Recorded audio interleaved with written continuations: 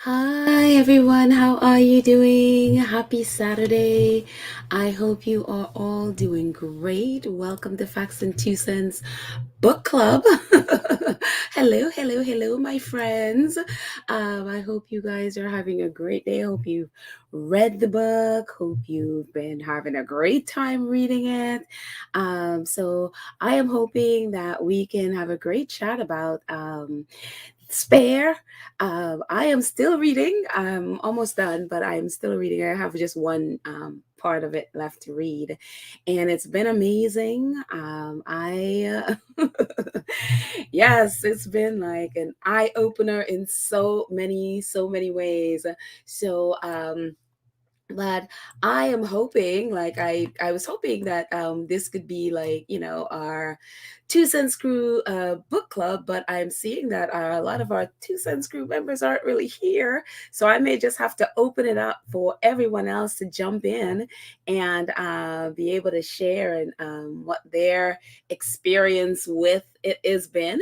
So yeah, it's been very, but I think it's been very eye-opening in a lot of ways. Especially based on what, the press has been saying. Of course, we don't really go by the press, but just the furor of it.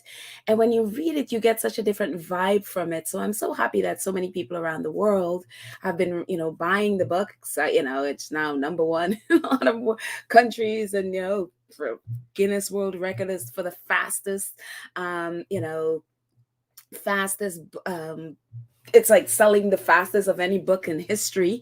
And so it is just breaking all kinds of records all over the place. At least fastest book, nonfiction book in history, I should say. That's more correct. And so it's really, really, really interesting and really amazing. And it's so, you know, but before we go, I just want to say hi to my friends in the chat who's here so far. Let's see. We have our awesome moderator, Lydia, is here. Hi, Lydia. Happy Saturday to you. And our awesome other moderator, Churchill, is here. Hello, hello, hello. And awesome moderator, Karen, is here. Hi. And I see myself in chat. And Alma Andrews is here. Hello, Alma. And Ruth C is here. And Ma Jones is here. Hi. Hello, guys. Welcome. And so again, if not enough of us from the Two Cents Crew is here so we can have a big conversation about it, then I'm going to open it up so that others could come in and also, share as well, so that we have a bunch of different takes on the book. And so, but this is our first, Two Cents Crew book club. And so, again, as you know, as we say, we are a channel that supports the Duke and Duchess of Sussex, Harry, Meghan, Archie, Baby Lily, Mama Doria, Pula, Guy, the chickens, all of us here at Sussex Squad. So this is our channel. This is our first book club, so I don't know how it's going to go. We will see. And so I'm going to put the link in the show notes. But I'd love, call in. Let me copy it again. There we go. I'm going to put the link in the, I'm sorry, I keep saying show notes. Put the link in the chat so that way you can call in, and I'd love to hear your voice. I'd love to get your take. Thank you, Ma Jones, is saying. Hi, Pedal Faxituses Book Club. Hello, hello. So the link is there for Two Cents Crew members who are in the chat at the moment. And so if you would like to call in, actually, all of you could call in and we can have a group chat. That would be great as well. So just call in. And again, if not enough of us are here, I'm going to open it up so that way others can join as well. So I just, let's see. Oh, Ruth C is saying, she says, I'm going to read it on my plane to Africa, so I'm enjoying the book clubs. Okay. It's so funny because I heard this yesterday that that a someone had posted that they were in the airport, and they're like, it's crazy how many people in the airport are reading they're reading Spare. And what else, hey, if you're going on a long trip, hey, why not? why not? Why not read it and have that be your companion for a long trip? I know I'm horrible at flying. I hate flying. If I never have to fly, I only fly when I absolutely, absolutely, absolutely have to. And so if I could drive somewhere, take a bus or a train somewhere, you better believe I'm taking it. I am not a fan of flying. So, and I think that's also my control freak thing where I'm just like, oh. So, anyway, guys, I would love to throw out a question there. Kenny, like, what is something from the book that has, because again, as squatties, not a whole lot of things surprise us because we've been in this really forever, and so we kind of know. And yeah, it's amazing that we have been so correct in so many of the details that has been. In the book, and that Harry is confirmed and Meghan is confirmed in different areas. Is there anything that surprised you? I would just love to know from, again, if you want to call in, the link is there. Um, that would be awesome. And let me know. I mean, if is there anything in there that really surprised you that like, wow, this is shocking, or not even if it surprised you, but maybe it was a little more drastic than you thought. I would love to know your take on that. So anyway, yeah, definitely let me know. Let me see. So if you give me a second, I am since again there are only a few of us here, I am going to open it up. So if you give me a couple of seconds, I'm going to be right back. So I open this up so others can join us as well, since there are only a few of us here. And yeah, let's see. Yeah. Okay. So give me 1 second. I will be right back, and as I open this up. So hang on.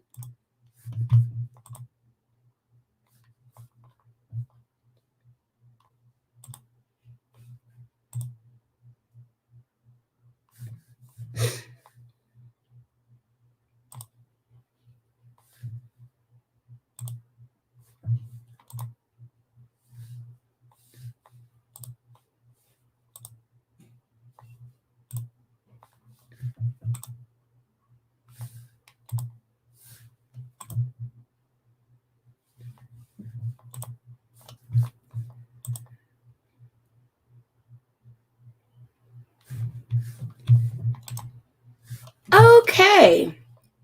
So, okay, so I've just opened it up for others to come in and join us. So hopefully more of our squad, all of our subscribers, anyone subscribed to our podcast can join us on the chat. I'd love to hear your take. You can call, you can join us, you can call in. Again, I'm going to put the link in the chat so you can call in. I'd love to hear your voice.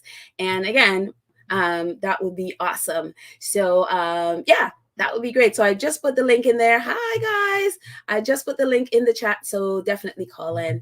Lydia says, I have too much background noise. I was surprised how Prince Harry lived a very modest home and finances. Yeah. Absolutely, absolutely. That was surprising. You would think that you would definitely think that again, he's a prince and he's especially he's living at Kensington Palace, but as they say, it's not exactly Kensington Palace, it's the grounds of Kensington Palace. And so it gave, as Megan said, the perception is different from the reality.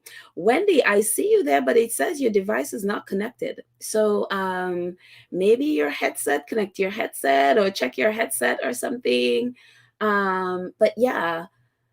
Yeah, it's saying that it's not connected. So, oh, okay. So try again, Wendy, because I'd love to hear what you'd have to say. Um, let's see. Ritzy says they allowed William to completely control Harry socially, financially, emotionally. Harry is a survivor. Proper toxic abuse. Yeah. Well, not yet financially, but if Harry was still there, William would have been controlling him now because William now has the duchy, the duchy of Cornwall.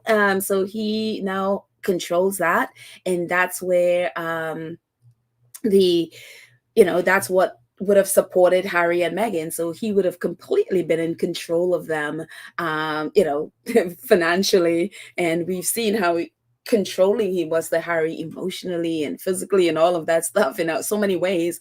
So all of that would have been playing. Absolutely. Let's see. Um, Dolores says, I am 68 and follow Diana and Harry's whole life. And I'm telling you, all of you, Harry hasn't told the worst of it. Oh man, I posted an interview in our community page yesterday, and that's some of our squaddies had mentioned it before I got off the air yesterday. And so I posted the interview in our community page. So if you hadn't read it, please go ahead and do. It's amazing. It's done with Brianni Gordon. And if you don't know Brianni Gordon, she is a close friend of Harry and Meghan's. She was the first time Harry did a podcast on mental health. That was the podcast he did with Brianni Gordon. Brianni has been really there for Meghan through her mental crisis in the UK. She has been there with her. She's even though she writes for the Telegraph, which is a horrible paper, but Brianni Gordon is actually a friend of theirs. And so Brianni, traveled to Montecito last week, just before that the hurricane, that storms in California just really got bad. So she traveled there at their home last week and did an interview with Harry, and then hung out with Meghan and the kids and stuff like that. And that interview is fire. And a part of that interview, Harry said the original manuscript was 800 pages and they had to take out at least 400 pages. He's like, yeah, technically there are 2 books there. So, and then he went on to say that some of the things that were taken out of that book, if that was ever made public, his brother and father would never speak to him again, ever. They would never forgive him. He said those things that you would should never ever see the light of day. And so it's very, very it's a lot. And so he put that out there,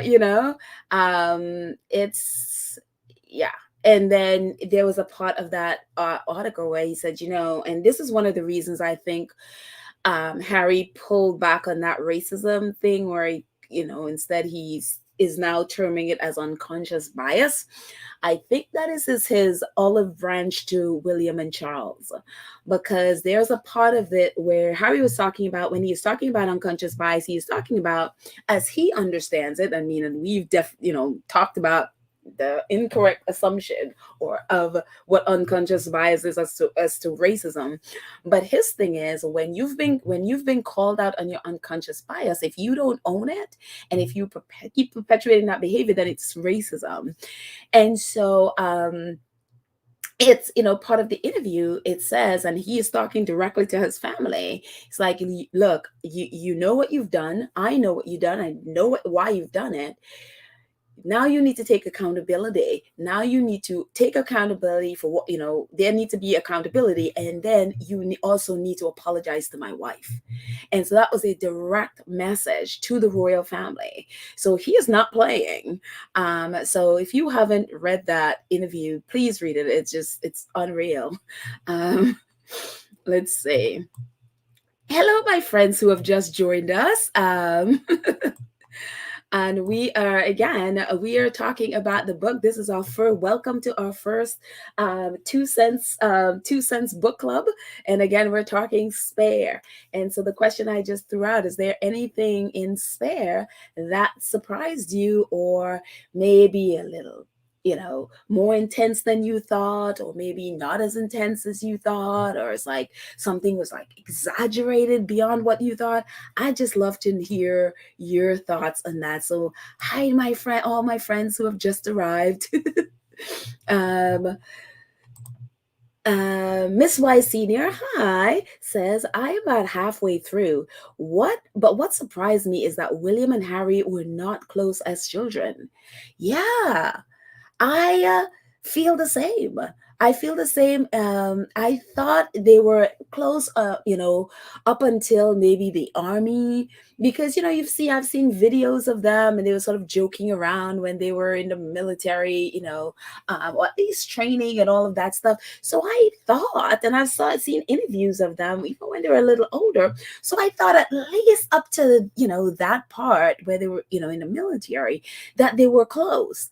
And this is the thing that surprised me as well. So Harry was what, 14, whatever it was, when he went to Eton, and they weren't close since back then. And yeah, it has been eye-opening how much the public has been deceived, because that's been the thing where people have been hanging. Oh, those two boys, they've been so close, they were joined at the hip. And so everybody was blaming Meghan, because everyone were, led to believe that they were so close up until he married Meghan. And on to know all of that was a lie. Amazing. Terry says, Harry said he had enough content for another book. Yes, he does. In that interview with Bjorn Gordon, which some people are claiming that, oh, it's he's a threat to his family. They could take that however they want to, but they know what they did. And Harry's like, no, you need to apologize for what you did. I'm willing to forgive you, but you gotta own it and apologize. Let's see. H Knight says, I am surprised he was so upfront about lighting up his joints and his drug use. Yes, yes, yes. Yeah, that's that. I was a little, when I saw the one where he talked about lighting it up at Tyler Perry's house. I was like, oh God.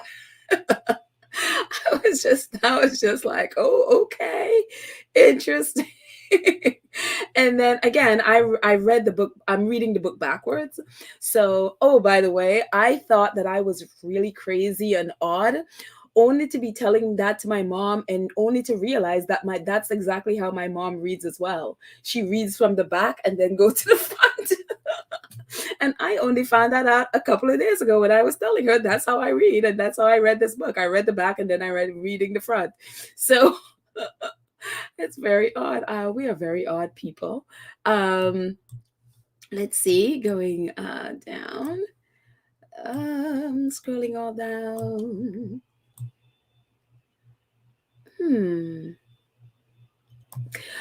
Bonnie says the way they train him to hunt and having animal blood on his face. I know. I was like, what? Oh my gosh. It just seems like this cult ritual thing that is just like they stuck his head in the carcass of this animal he killed. And I was like, oh, what are these people? I had never heard that in my entire life. And then he had to keep the blood in his face until it dried. Oh my God. I was just like, I almost felt like, are we supposed to know that? I'm like, is that normal in different parts of the world?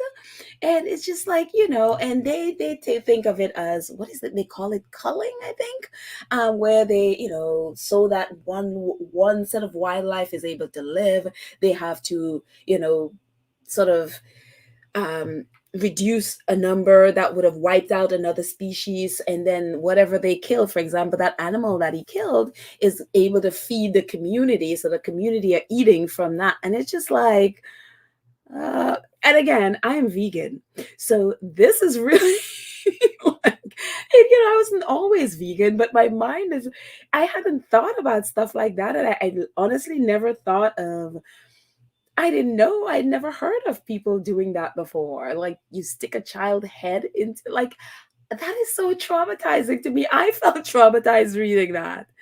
I'm like, oh my God. Black Queen says it's all live from the British media and the British royal family. Yeah, all of that, like, oh, we're friends and all of that stuff. It's just been lies. Lies. Bisani says, I am surprised at William's attitude towards his brother and his air of superiority. Yeah, and I think I wasn't, yeah, I could totally understand that, because it was a little bit more than even after reading it in Robert Jobson's book, and I've read that his attitude on different outlets, news outlets. Reading it from Harry's perspective, it gave me a whole new light. Like I didn't even grasp it when they wrote it, but reading it in this context is like, oh my gosh, what did they do to this kid? What did they do? That is unbelievable. Um, wow. Kika Costello says, hey, pedal everyone on my new meds for pain. Oh gosh, I'm so sorry you're in pain. So I may drift in and out of the chat. Oh my girl, please relax. And I totally understand. If you're here, that's great. Happy to have you, but please take care of yourself. I'm so sorry you're in pain. That sucks. I am not a person that likes to be in pain. So oof, yeah, no. So please take care of yourself. Um, let's see. Lydia says they even lived together at one time as adults. Surprising, they were not close. Yeah, I mean, hey, that happens, right? They had like literally different separate lives. They definitely had separate lives, separate friends. And I think it stems from that Eton thing where, the older brother wants nothing to do with the younger brother. Now, in a sense, didn't have that air of superiority thing happening, but I grew up with my younger sister, who is 2 years younger than I am. And I remember what it felt like when they would dress us alike. And there I was, older sister, not wanting anything to do with my younger sister because I'm like, I don't want her to be dressed like me because then that made me feel like a little kid. Now, I didn't, definitely didn't have that kind of a horrid thing, but we definitely fought and all the things that siblings go through and all of that stuff. But obviously there was no hierarchy in the sense of a throne or any of that stuff. But I totally understand that, I'm older than you. Why are you dressing me like my baby sister? Nope, I don't want to, and then my sister, I wouldn't name her, not to my mom's like, don't name her so you don't shame her. But my sister had a way of calling me, instead of saying pedo, she wanted to call me sister, which made me even more irritated. And then she could not say the word, she could not sound out an S. So anything with an S was a P. Oh, I'm sorry, S was a T. And so instead of her saying sister, which I already hated, she would call me titter, and which I hated even more. And so for when we were younger, I was always titter, titter, titter, and I hated it. Absolutely hated it. So I could understand a little bit of that. Oh no, my little sister. And it wasn't because of anything she did. It was only because I wanted to feel like I was a grown-up kid. And so I didn't want little sister, to make me not be cool, whatever it was termed in those days. So I could understand a little bit of that. But that William and Harry, that's to such a level that is like, wow, unbelievable. Um, Oh, Madwell says, what a surprise to me that Harry has a surrogate mom in Africa. Wow. So, okay. So, I am just passing Africa into the military. So as I said, I'm reading backwards. So yeah, it's wonderful to see the relationships and all the wonderful characters that he has that are friends and like you said, surrogate moms and all of that in Africa. And even, like he said, they like him and William actually used to like designate women in their life as surrogate moms. It's just so sad. It's very sad. But yeah, that's a big surprise there, Mad World. Um, Also, is there anything in the book so far that has, not say, well, we do surprise, but anything that really like floored you, like you would have never guessed at all, like, oh my gosh, really? You know, I can't believe, you know what I mean? Have that. I would love to, yeah, anything that just completely floored you. We definitely had the surprise with the with Harry and that bull being put in, for me, put in his, put his head in there in the carcass. But yeah. Um Let's see. I'm just gonna scroll down as we go back up. Yeah. Dolores says the royal family live more like a cult. You really hear of them inviting people to their homes. You really hear of them. The royal family live more like a cult. You really hear. Oh, you mean you never really hear of people inviting them to their homes? Huh. I'm not really sure what you mean. So yeah, let me know. Um, Lydia says the physical violence. Yeah, yeah. That is, yeah. And they are definitely a rough and tumble, like, in so many ways. You think in terms of royalty, that's not the image that you grow, especially when you grow up with, you know, thinking of royalty. That's not the picture you want to think about, that they are like like the Windsors or the Saxe Coburg Goethers. It just, they are, yeah. Um, let's see what else.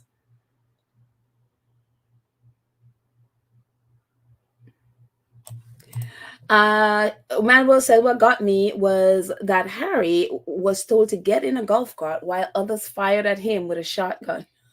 I know. I'm like, where the adults? It's honestly, I am shocked that this man is still alive. I think that for me is shocking that he literally is still alive. That is very shocking. Hello, Robert, joining us from Rome. Welcome to our book club. Um, what else? Let me get a couple more that has Karen Amor, also moderator, says that Harry was treated like a stepchild in a lot of ways, a lot of time worse than a stepchild. Really worse than a stepchild. But yeah, that definitely is. That definitely was very like, ooh, wow. Um,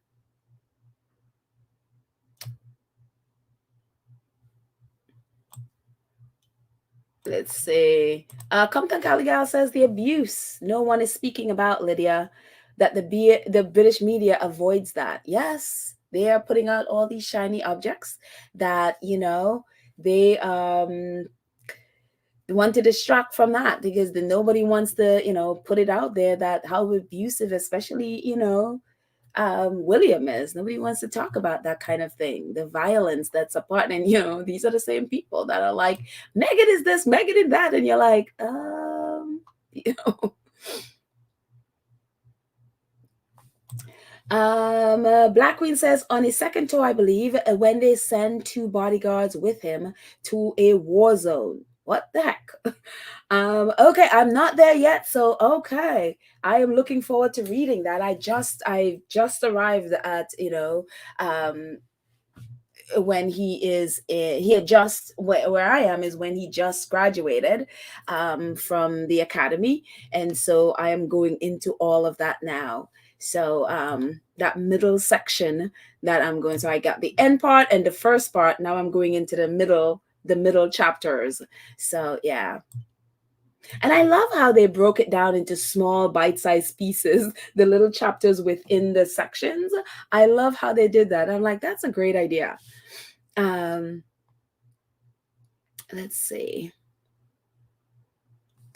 H Knight says his living conditions really surprised me. His first place was the underground, and that cottage slash shack.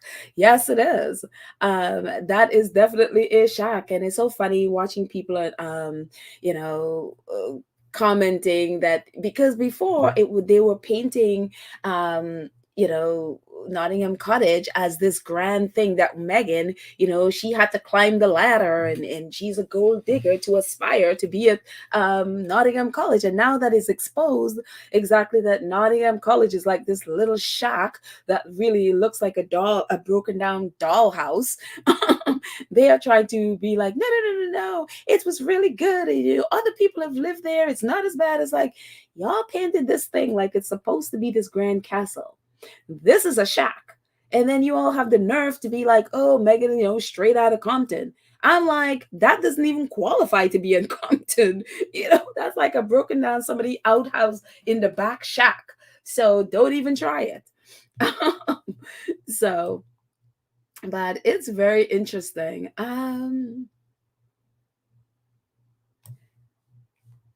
Let's see. Zen 22 21 128 says, Harry had to leave Meghan or not, had to leave Meghan or not. He was living a sad life and he did not deserve. Absolutely. And I'm so happy you bring that up. You brought that up because that's one of the things for me that I didn't realize how sad his life was. Because again, Harry and Princess Diana were the only two ones in the royal family before I ever started, paying attention to the ins and outs of Harry and Meghan's life before the baby shower when I started really. Harry and Princess Diana were the only ones I really, not that I paid any attention to it, but I, obviously knew of Princess Diana. And then when she died, I mean, that was the end of that for me. And then the only one I'd ever would be like, oh, Prince Harry, would be Prince Harry. But then he always looked happy and he always looked like, he's enjoying life. And for me, that was one of the things too. It was reading this book, how sad his life was and how much he literally had to fight to stay alive. And it's shocking to me, and amazing to me that this man has survived the childhood he had. Let's see.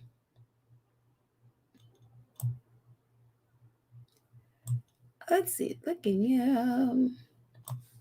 Catherine Bryan says, oh, from Oregon probably was the biggest place he lived in. Even that was a dump. Well, he was living with Prince Charles and Camilla in, Clarence house, and he was, staying with them. But when he, became 1920, whatever, he moved out.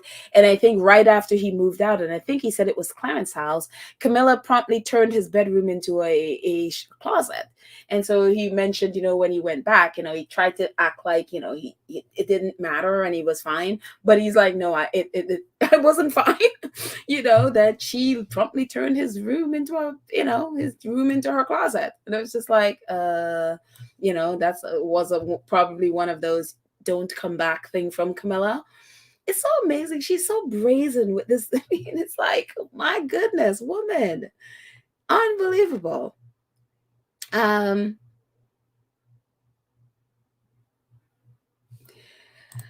Anita says, I think Harry wanted to end it all, reading all about the abuse he endured until Meghan came along and the love of his life. Yes. Oh my goodness. Some of those people, those women who have been like Meghan this and attacking Meghan and all of that stuff. I imagine when I read about, and I read it and also listened to it, his description of meeting Meghan or seeing Meghan for the first time. All those women who have been attacking Meghan, they were probably ripping their hairs out because all of a sudden that their prince was looking, he looked right past them and then was like, as he said, was like blown over by this woman, the most beautiful woman in the world to him. I could only imagine their faces as they were reading that and realize, wow, that was not them, So yeah.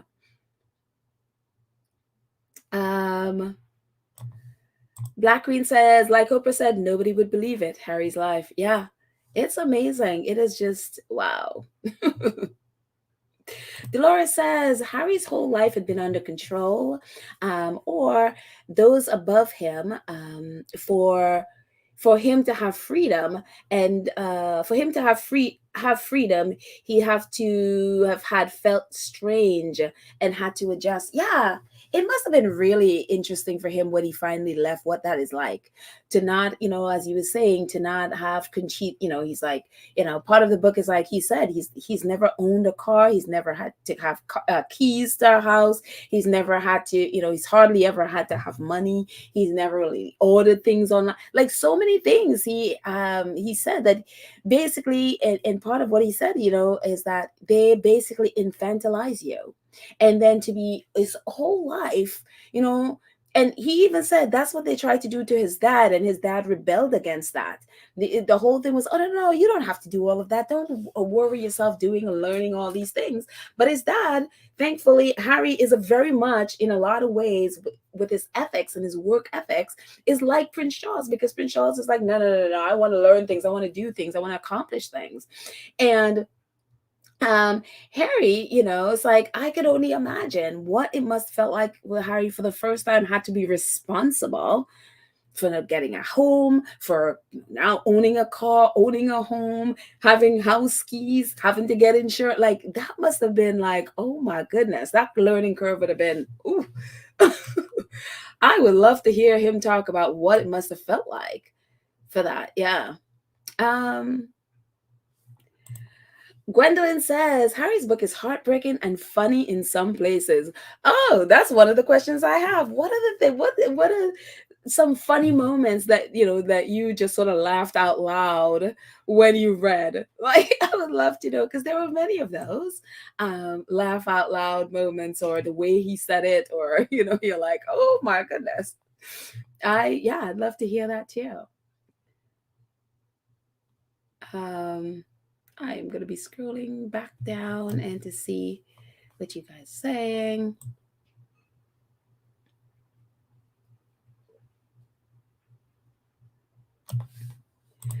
Lex says, why wouldn't people close to Baldy? Let's say Kate, no complain about Harry's accommodations. That Harry should have been grateful. That Harry should be grateful to have a roof over his head is ridiculous. Yeah, well, a lot of the thing they're saying, well, that's like a starter home because Kate and William lived at Knott Cottage right before they moved into their 20-room apartment when it was being built. But that argument is so ridiculous because when Kate and William got married, they lived it out in I think they were living it's in Amna Hall, they were living somewhere. Or where Anglesey, I think that's where they were living. So they had a home out there.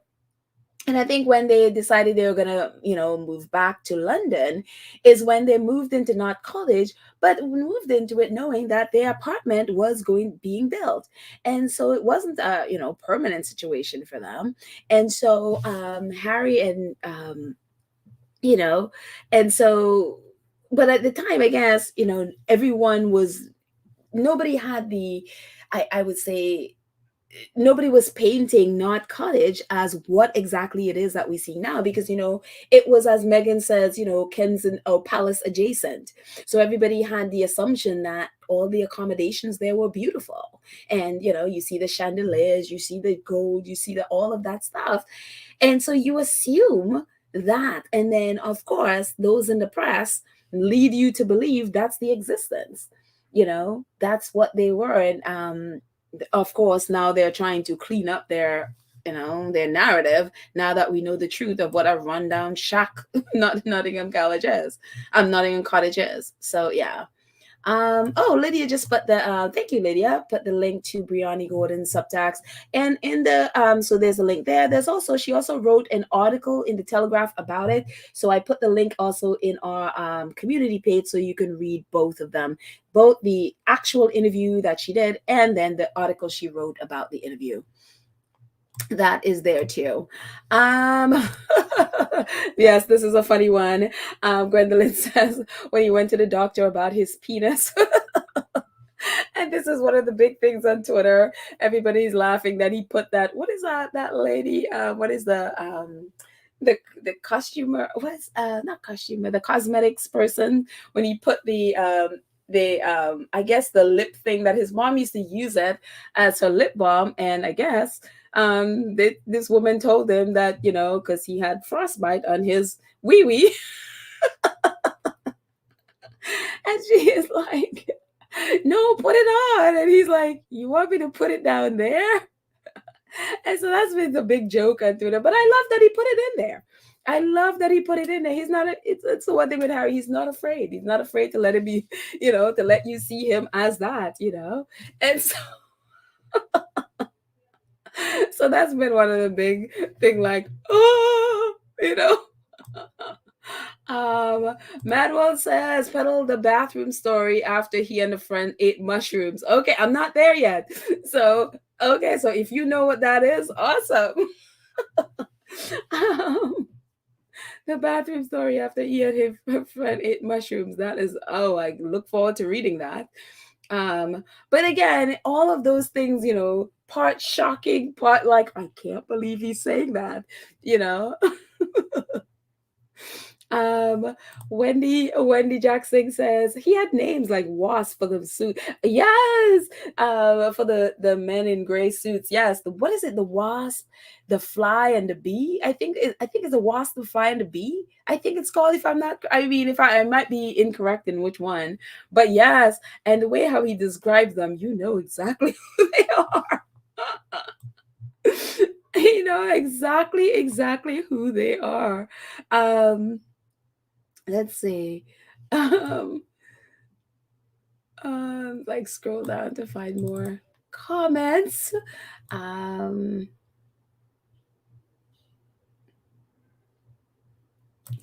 Lex says, oh, she's talking to Dolores. I think they subjugated Harry and they were trying to subjugate Meghan and put her in a place. I bet they're enjoying doing this to American, in particular, Meghan really, in particular, Meghan really loves Harry.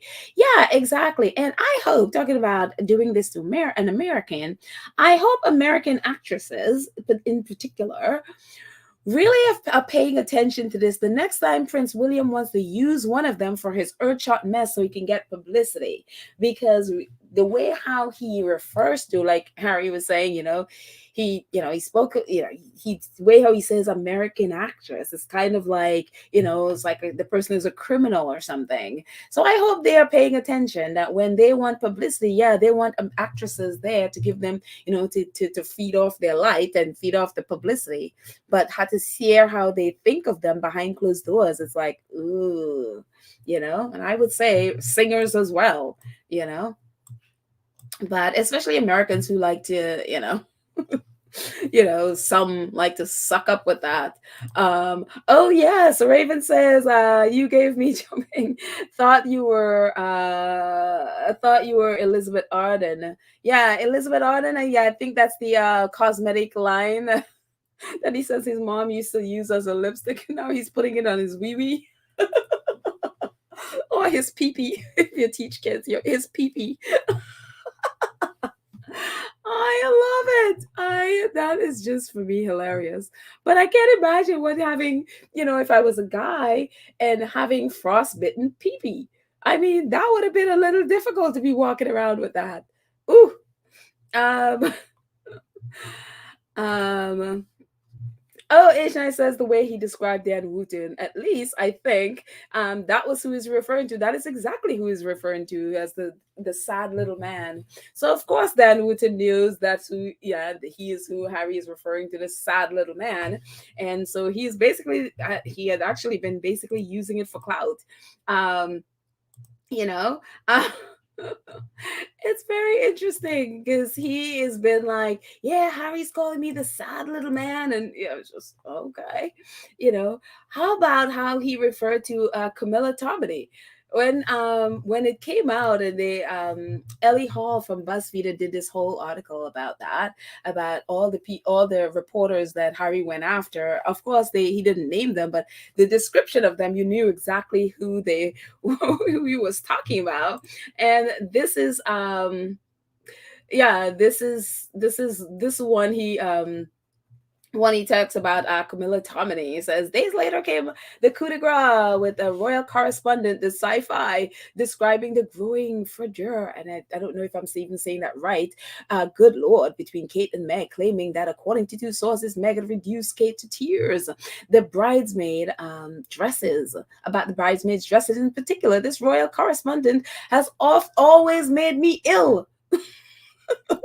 She's always got stuff wrong, but this felt wrong, and he goes on to say, I read the story in disbelief. Meg didn't, but still she wasn't reading anything. She heard about it, however, since it was Where am I? Since it was only the only thing being discussed in Britain the next 24 hours, and as long as I live, I'll never forget, her tone when she was like, has I made her cry. I made her cry, But it's really funny how he described it's Camilla Tominey as, so, this one who made me ill. And so when they reached out to Camilla Tominey, she had no comment for the article, but then she went on to write this whole long diatribe, and I was just like, girl, nobody's paying attention to you now. Where she has apparently now has the full story of what happened, and it's just like, girl, ain't nobody believing your mess. We are long past your royal sources. We are long past that, And so, of course, I looked to see, how many people responded. It was only a few people. It was there like, I don't know, maybe a day or so, quite a few hours. And only a few people responded because I think we are long past the sources and royal sources, unless William, Kate, Charles, and Camilla, and whomever come put themselves on camera or speak on the record. I think we are long past sources. So that's not going to take hold anymore. Let's see. Awesome. Moderator Lydia says, I love the whole book, but this are this are three, which is about meeting, dating, and marrying Meghan, is my favorite. A true love story from the start. I know. Which part is specifically, Lydia? What part of that love story specifically is your favorite? Yeah, and please tell, what is your favorite part in the book so far? Like, I'd love to know, since we're on favorite parts, what part in the book is your favorite part? So I'm gonna be scrolling and coming through.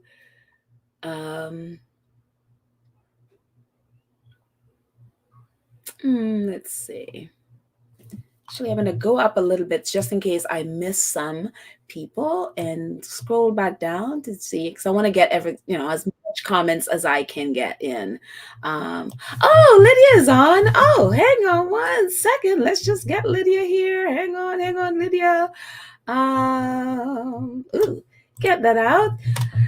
Oh, hello, Lydia. How are you? Hi, panel. I'm so excited to be on, but I'm not going to stay on long because I've got little people here and they're going to make noise. So I don't want to disrupt the chat. That's okay. My family is here today. I'm not by myself, so you might hear noise in the background as well. So I totally understand. It is Saturday. I am so happy to finally hear your voice. Oh, me too. I'm excited. But I wanted to say my favorite part was the first time he told her that he loved her and that there was a Oh, pause. And of course, she responded in like that she loved him as well eventually. But I just love their love story all together. And what I uh-huh. did appreciate about Prince Harry is that he was very respectful of the other women that he had dated before her when he Mm-hmm. speaks of Chelsea or Cressida. He highlights the goodness of those people. Yes. Um, but his soulmate, of course, was our fave, Miss Megan. Yes. But no, the book is wonderful. I hope all the squatties are enjoying it. I don't want to give away too much because I've finished now, but I'm Uh-huh. very excited about the book and appreciate you having the book club for us. Oh, you're welcome. You're welcome. Anything else that stuck out for you? We know the love story. So, anything else stuck out to you, say for his childhood or his time in the military? Anything else that you feel like, wow? Everything. It's just so much. We'd be here all day if I got to talking. But his childhood was really it's kind of sad that he didn't seem like have the support that he needed from even his family. I think of like Diana's sisters and Mm-hmm. of course Charles, why they weren't more involved in his life.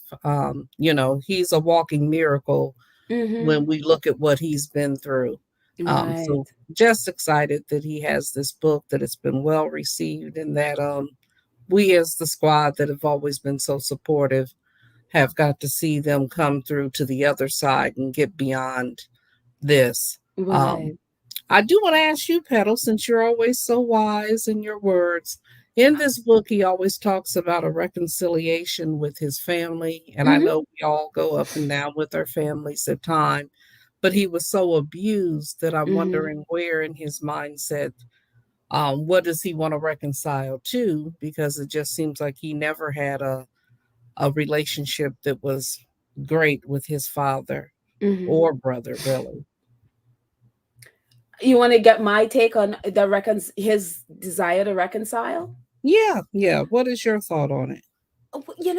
I look back to, and it's because so many people have asked that question, like, Harry, I don't, especially, they're like, okay, you put out all this thing about them, how do you expect there to be a reconciliation? And I look back to Harry's whole life has been one of hope. And you look back about even, and you could look at it in a couple of different ways. His just not wanting to give up hope that his mom was alive, was a that his mom was dead or alive. He wanted to just believe that his mom was alive, that she's going to come back, that they're going to reconcile, that they're going to have. There is a thing in him that refuses to believe that, especially stuff that are negative. He refuses to believe that it's not possible. Is a person that he truly believes in miracle, that no matter how hard and no matter how difficult something is, there is something in there that can be fixed. And I look back at, and again, I'm just to the part where, he just graduated, and I looked to where he was talking about when they were marching, and I guess the skin from his foot, I guess the sole of his foot was like ripped off, because I guess, whatever happened there. And he was in the ambulance, and it was just like, oh, he couldn't continue and all of that stuff. And then I guess one of his, and I have to go back and just to make sure I get my facts correct when I go reread it. That's why I'm so slow, because sometimes I have to go back and reread things. But one of, I guess, his superiors came up to him and said, Harry, if you don't continue, even though his foot was so bad and he was in an ambulance and ready to be like, I'm sorry, I'll meet you guys back at camp, whatever, he was ready to give up. And his superior came and said to him, it's only 6 more miles.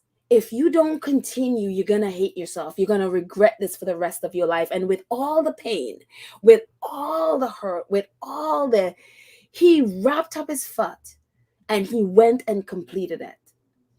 And he said he went up to, I guess, his superior and thanked him, and he just smiled. And that's that, when you've been through that kind of thing and you're able to come on the other side. And I think for his life, seeing, with all the stuff that he went through as a child, with the press, with the abuse, the family, and all of that stuff. And for him to get to this part where he literally could escape that cult of the royal family, could escape the cult of the media, the government, and all of that, and could come all the way to America and rebuild a whole new life, start a whole new life after being infantilized. And I mean, he talks about it, and to have a whole new life, to have a career now, to have money, to have a home, to have a family. How could you not believe that anything is possible? I Mm, think his whole life is a miracle. And I think that's the reason that I feel like he believes, like, look, if I could have lived through all of this stuff and come and find the woman of my dreams and have the family that I always wanted, in spite of all of that, then nothing is impossible. And so for me, that's where I feel like there is something in him that refuses to lose hope. And that is one, for me, is what faith is all about. We talk, especially if you believe in the Bible, it's like faith. We talk about faith all the time, but it's literally, faith is being sure of what you hope for and certain of what you don't see. And right now, you can't see how their relationship could work. You don't see, with all the stuff that has happened, with what they've done to Meghan, what they've done to Harry revealing and exposing all of them, and basically blowing it all up. You can't see it. The only thing that could see reconciliation is faith. That is the mm, only thing, again, because faith, the definition of it is certain what you hope for, and and I'm sorry, certain of what you don't see. And that is the definition of faith. And that, for me, is something that Harry and Meghan have in bundles, because it had to take faith for them to leave that institution, and to feel like, okay, I could come and make a life for it takes an incredible amount of faith, without security, without all of that stuff. And to have what, I mean, that is an incredible amount of faith.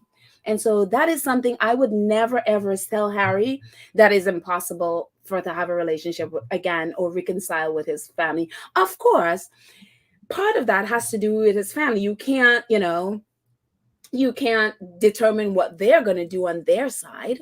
You can't, yeah, they can decide, you know what, no, I don't want to have anything to do with you.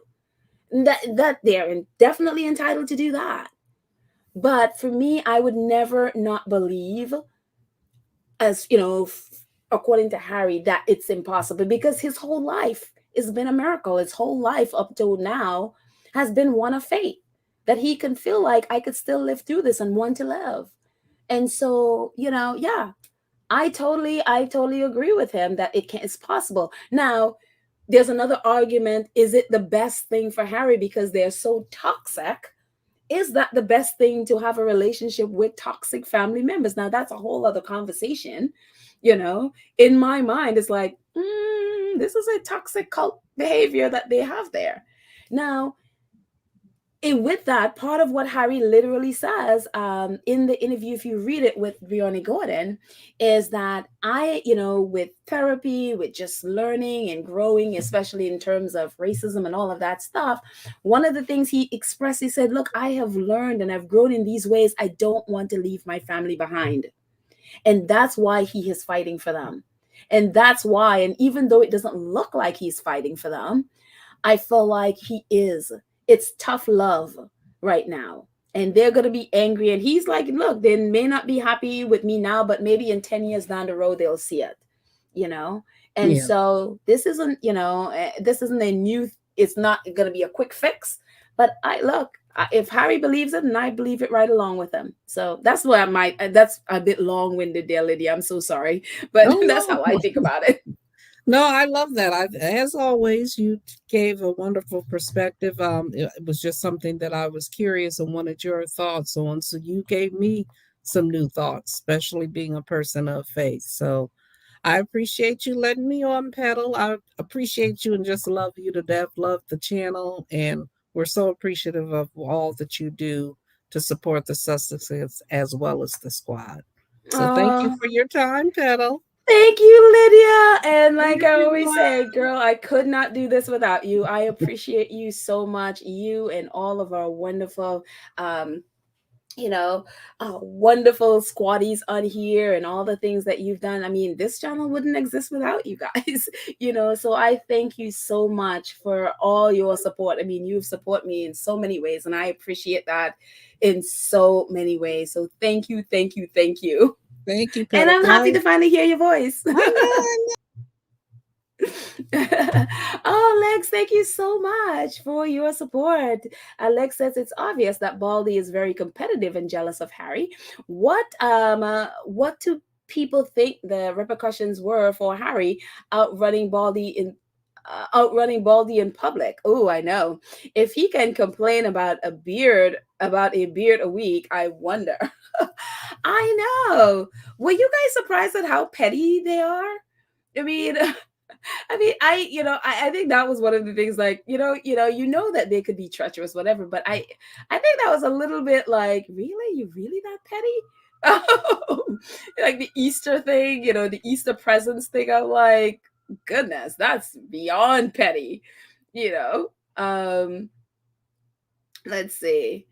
I saw someone else here. Oh my goodness. This thing. Chef Sandy and Love, thank you so much for your support. I appreciate. Thank you so much for your super sticker. I appreciate. Um, were you guys surprised? Because you know how they always, and even Harriet says sometimes, about his relationship with the Queen. Were you surprised that it didn't seem like, even though, they had cute moments, were you surprised when Harry described her, him wanting to hug her and never, but he would never do that? And then, him talking about his fear of her, even though it was his grandmother and he loved her, but he was afraid of her. And were you surprised at that? I'd love to, let's see. Let's see. Sylvia says Harry is smart as a fox as a military man. He always has one eye open. That is why he has faith in California on the other side of the pond. Yeah, absolutely. I mean, for the people who like to say Harry is stupid, he's dumb, he's whatever, I'm like, look, if you're stupid enough to think a person who can fly, who can sit up there and fly a Apache helicopter in war, and if you would look at that person that's stupid, that really says who you are. If you can look at somebody like that, the kind of tactical training that you need to be able to do that is not, and if you are really that stupid to claim that that person is stupid, you're just telling on yourself. You're just telling about your intelligence right there, because it takes a really stupid person to even make that statement. But yeah, Harry is very, I mean, and the one thing that you can see him doing now is how he is working to cut the middleman out. What the press is that middleman, the middleman between the palace and the people. And if there is any person in the monarchy, if there's any person in the royal family, if there's any person with common sense there, they will see, and they will see what Harry is doing. Harry is taking away their platform. He is helping the royal family. He said the royal family, the press has a lot of dirt on my family. He said, I mean, if you read the interview with Brioni, he speaks about that again. And what he is doing is trying to cut the legs off of the press and their relationship with them. That's why he's harping on it as he is. And he's putting the press on the defensive. And so far, and along with us plastering them with receipts, yes. Let's see.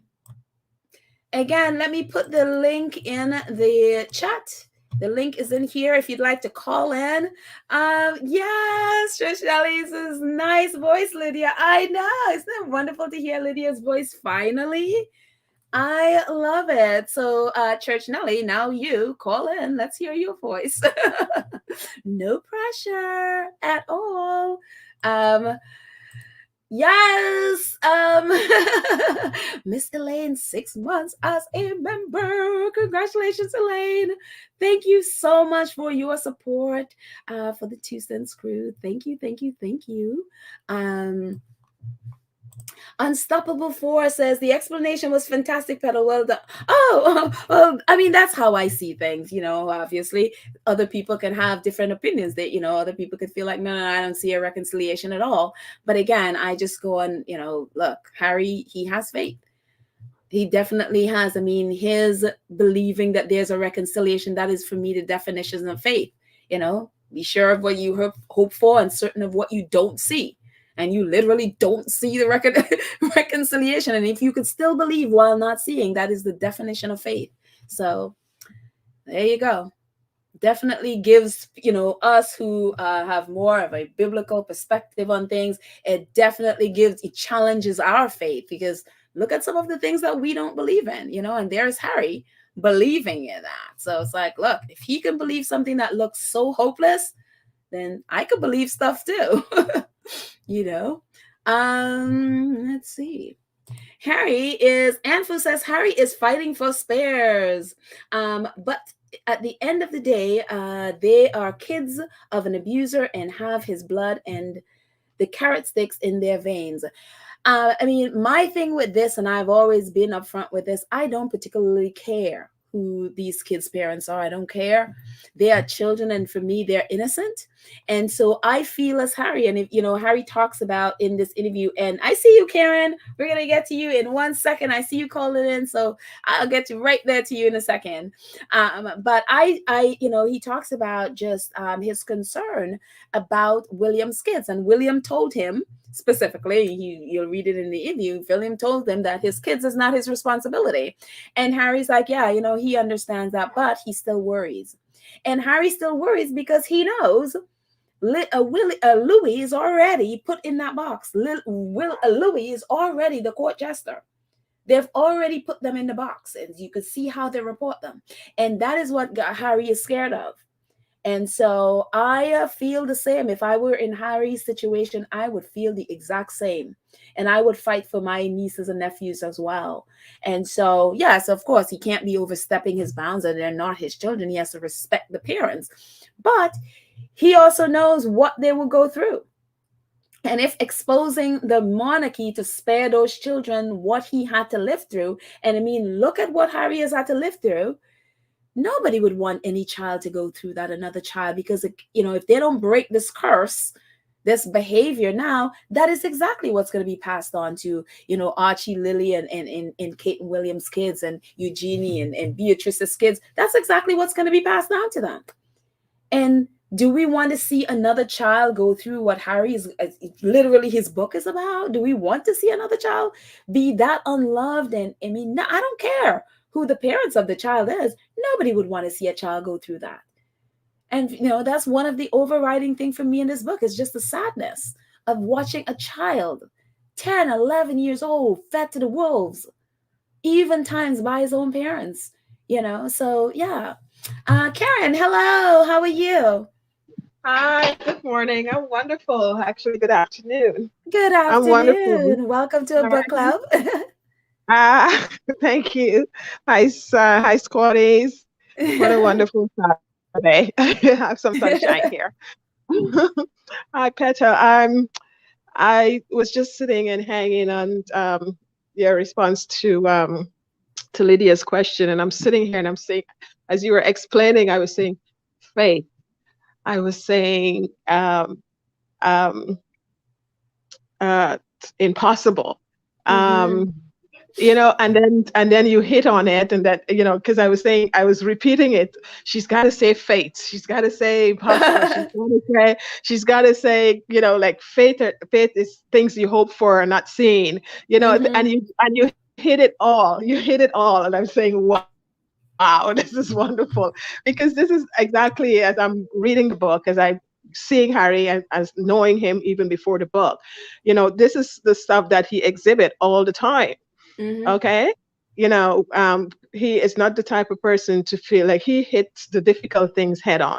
He doesn't think that things are impossible. Look at the Invictus Games that he put together. For someone to put together something, you know, that, you know, people were trying to put together for years and couldn't do it, and he sit on that, and, you know, he wanted to do something.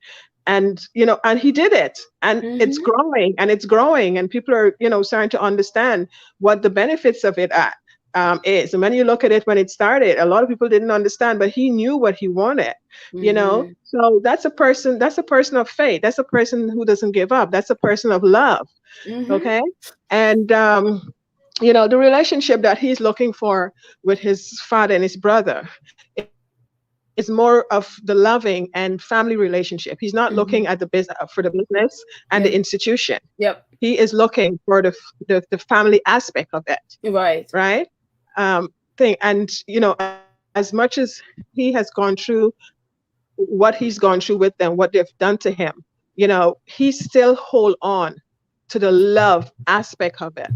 If you read the book, that's all I'm hearing. Like a lot, you know, and the part that you said you've reached to, I'm not going to give away the rest, but the part that you've reached so far, and even from the beginning in the book and most of the book, from what I find, he has been glorifying his father and his brother.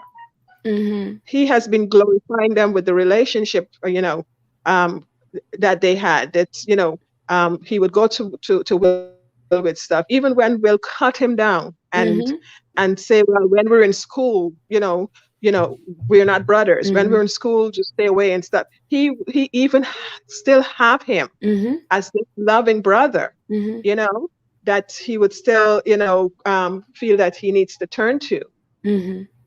Right. So he keeps bringing in the love of his mother into his relationship with his brother all the time, and trying to keep reminding him. And, you know, there were parts where, you know, him and his father, you know, they communicate and had this good relationship.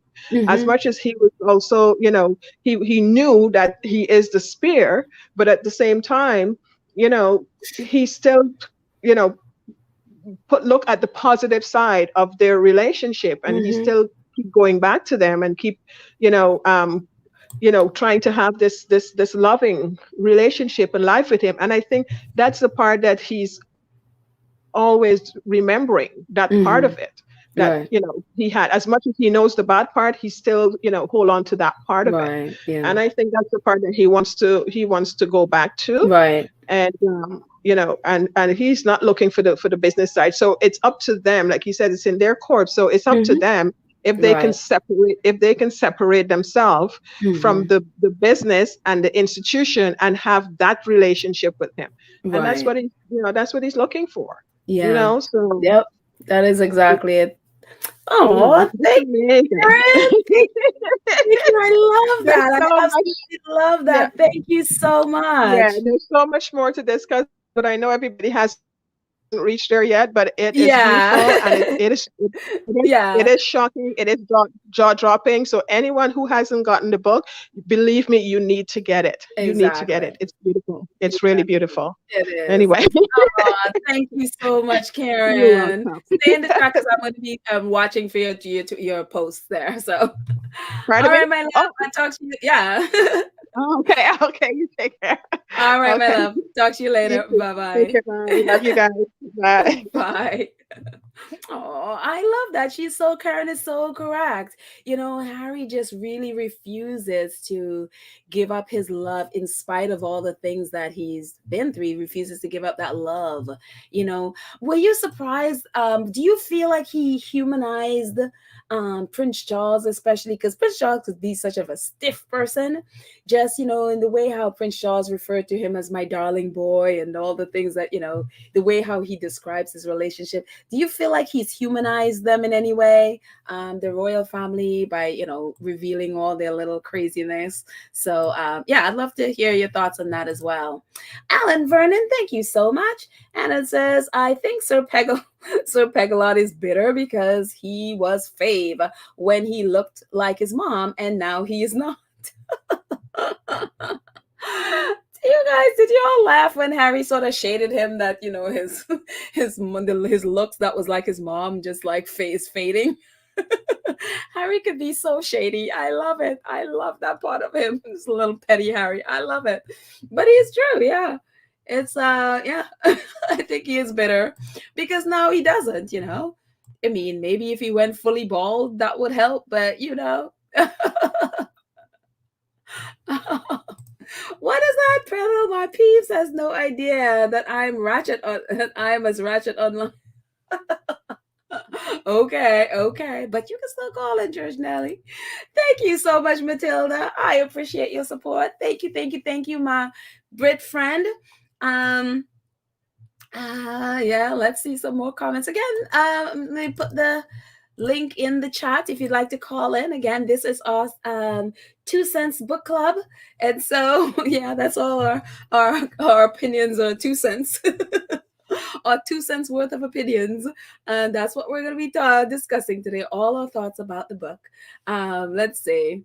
Katerina Aziza. Hello, Katerina Aziza. Welcome. I don't think I've seen you here before. Maybe I haven't, and my brain is not working. But so, Katerina says, nobody trusts the British media or the government at this point. The squaddies are here to debunk them. The royal family is in trouble with its own media because Harry is off topic. Period. Yes. You can tell you can tell the shift in the mood with the, that's one of the reasons, I guess, the press was trying to destroy this book in so many ways. They did not expect, even though we knew that the book would do well and it would do great, I didn't expect it to do as amazing as it has blown me away. I wasn't even thinking Guinness World Record. I knew it would do good because it's Harry and people want to hear from them, but it's doing amazing, and then on top of that, Harry and Meghan docu-series is still happening. Lift Delete is happening, and it's just, all of that is out, and it's just like, oh my gosh. I think it's, if I were the royal family, I'd be very, very nervous. Again, whatever they're doing it's not reaching the masses, because this stuff is, and people are finally ignoring the press and reading for themselves. And it's like, wow, and so Yeah. It's interesting to see the shift. Matilda says, was that our lovely Lydia Washington? Yes, it was our lovely Lydia Washington. That's right. It's so great to hear people's voices, and you can match up the voice, the voice and the and then the person is like, oh, that's what you sound like. I love it. Let's see.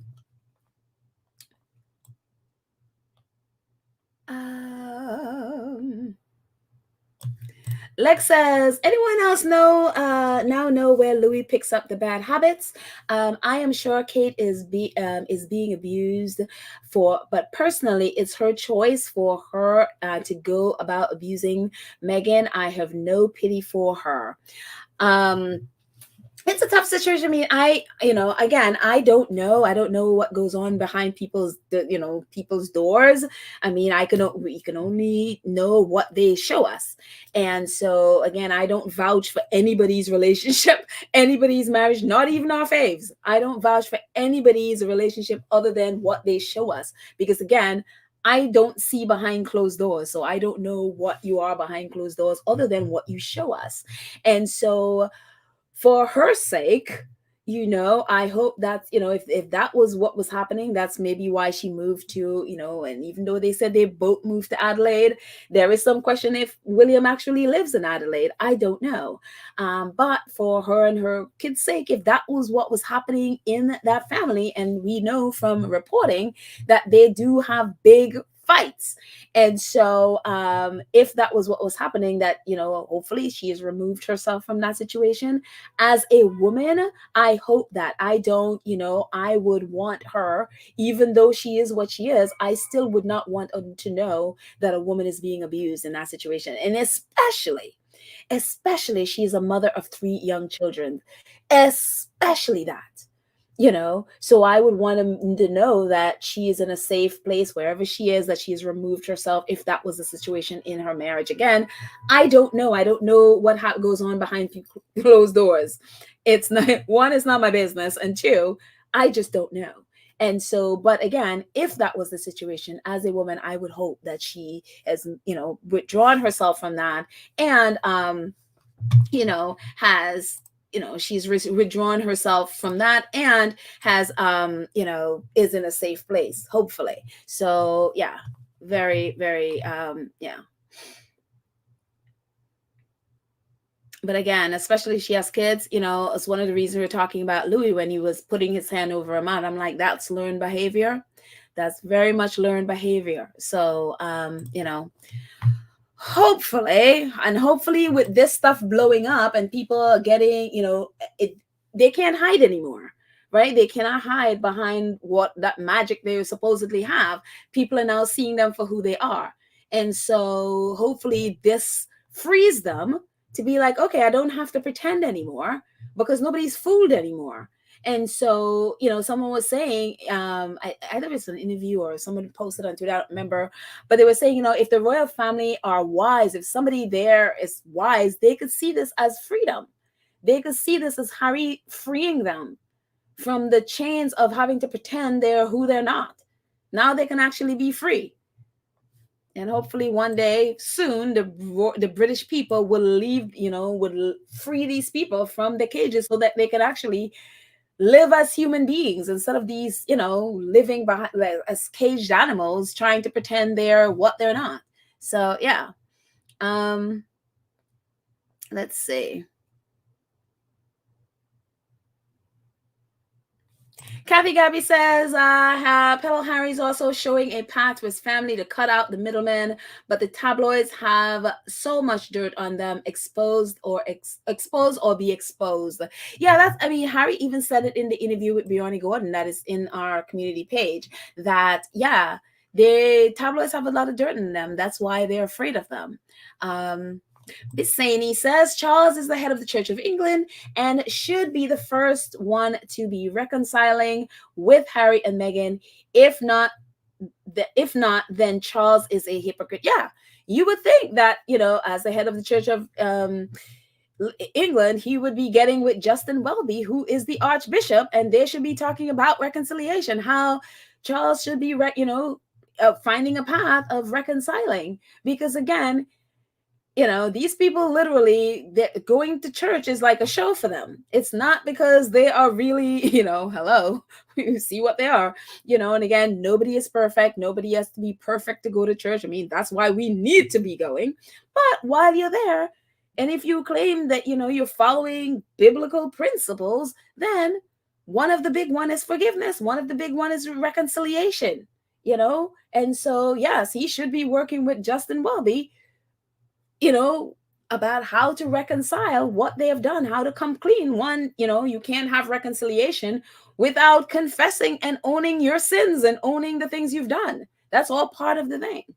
And that's what Harry is like, look, I want to have a relationship with you, but you got also, I love the fact that Harry is not, oh, we can just have a relationship or we can just forget all of that. He's like, no, you have to own your mess. You have to own it. You have to say what you did, own it. I will forgive you, but you have to own what you've done. There needs to be, accountability for what you've done, and you need to apologize for what you've done. Those are the, and he's laid it out for us to have any kind of reconciliation. And if you're not shocked, at the end of that interview, look at when you read it, Harry also talked about he can't wait to be for his family to be away from that system. I think Harry is, if I'm reading that correctly, Harry is ready to let go of this whole, title bit. I mean, they had already, offered to get rid of it or give it back to them.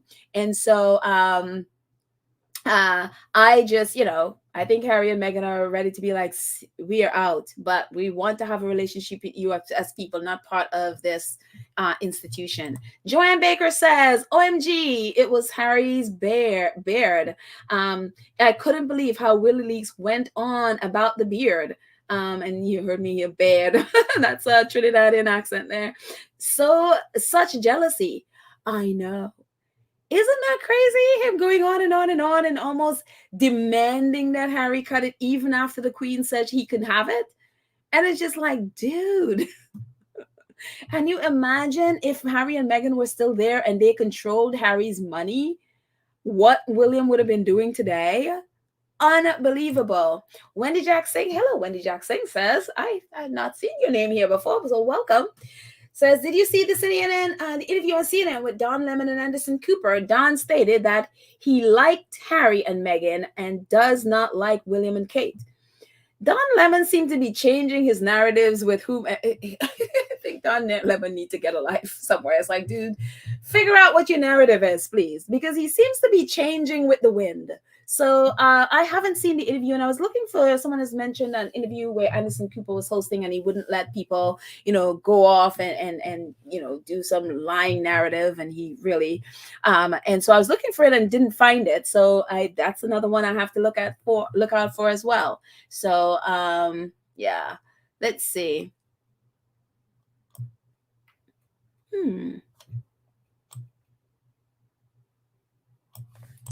Miss B Talk says, a pedal they're already going through. You cannot see George and Charlotte. George is already hanging their heads. I pray the family change, but it is up to them. It's in the people that control them. I think we looked at that or one similar to this earlier. But yeah, the kids. They're already grooming those kids. They are already grooming those kids for these roles. And it is a sad thing to see. It is really, really a sad thing to see them grooming these kids already. And that's what Harry is fighting, that, that they don't. Let's see. More.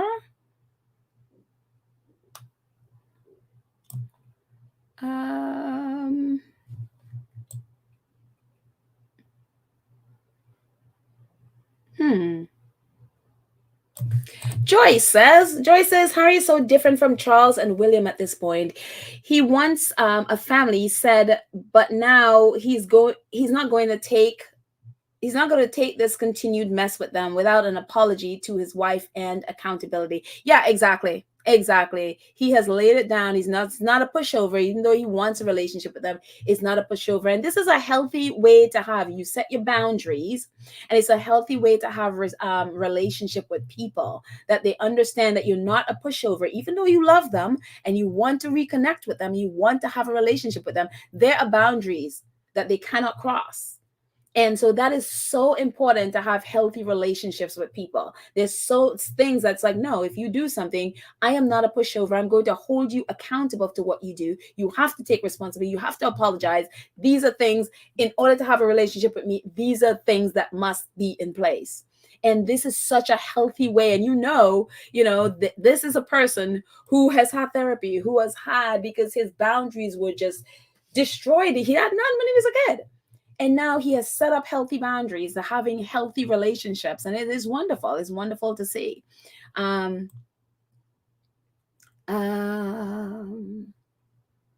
Let's see.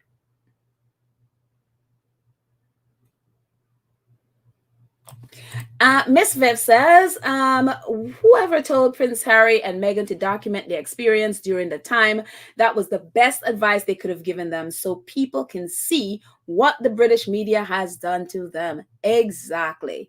And it is definitely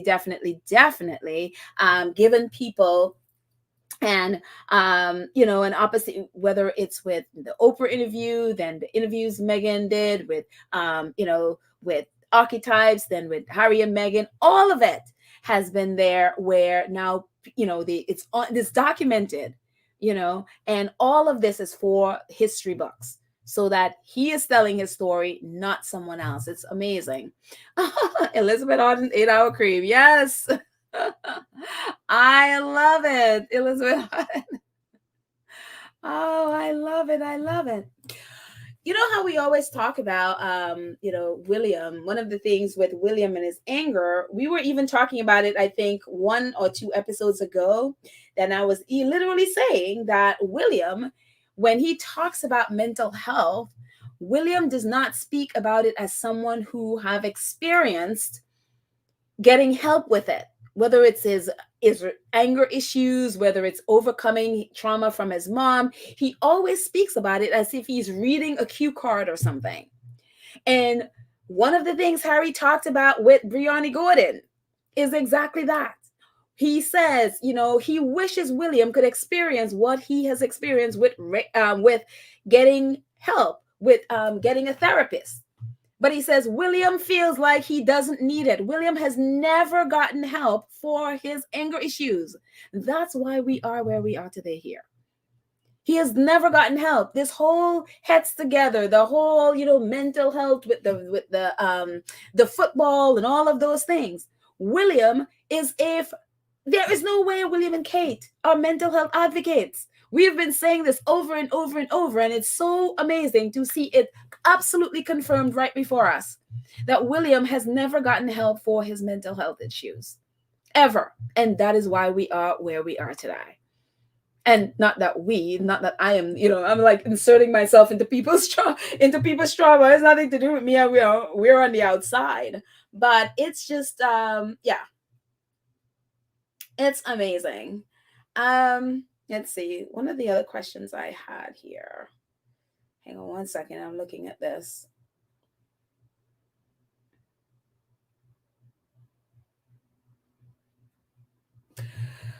We've talked about this before. One of the other things that has kind of shocked me is Harry, and it hasn't shocked me because I didn't know, but I think it's to hear it from his own lips, how much he rather be in war, be in the, go overseas, fight in a war where there's death and all of that stuff. He rather that than live in England.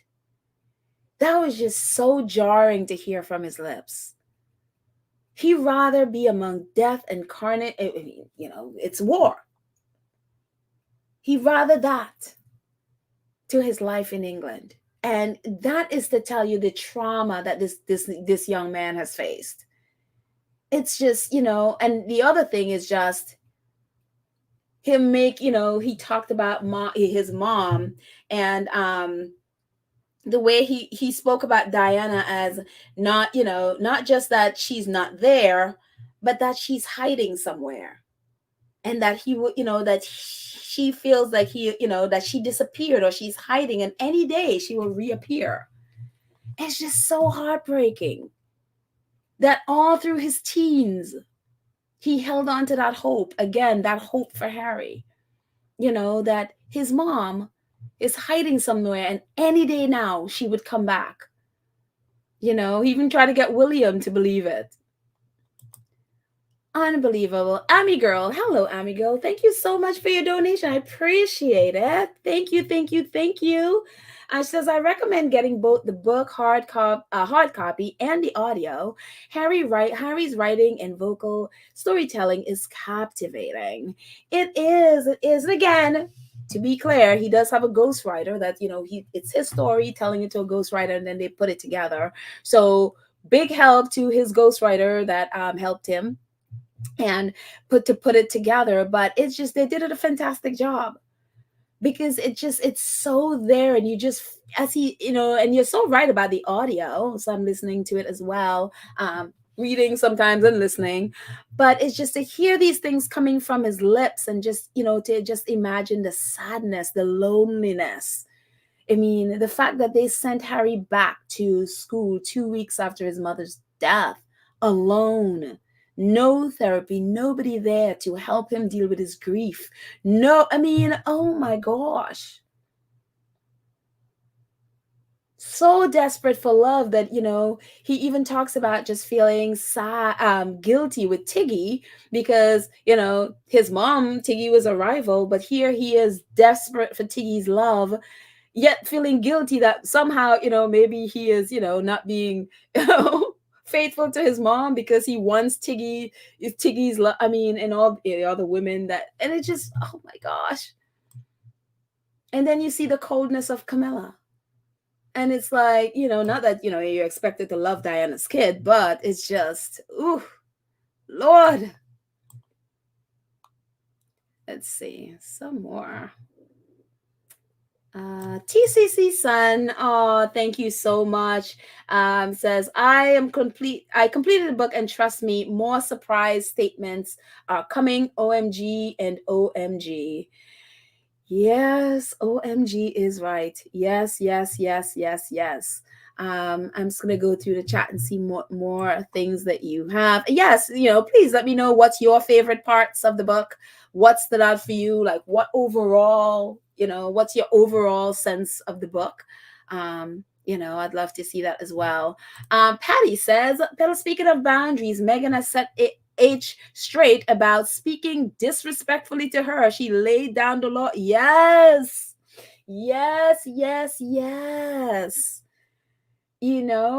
Lesser folks and all of those folks who are out there just would have bowed that, or would have bowed down to royalty, just grateful to be in Harry's presence.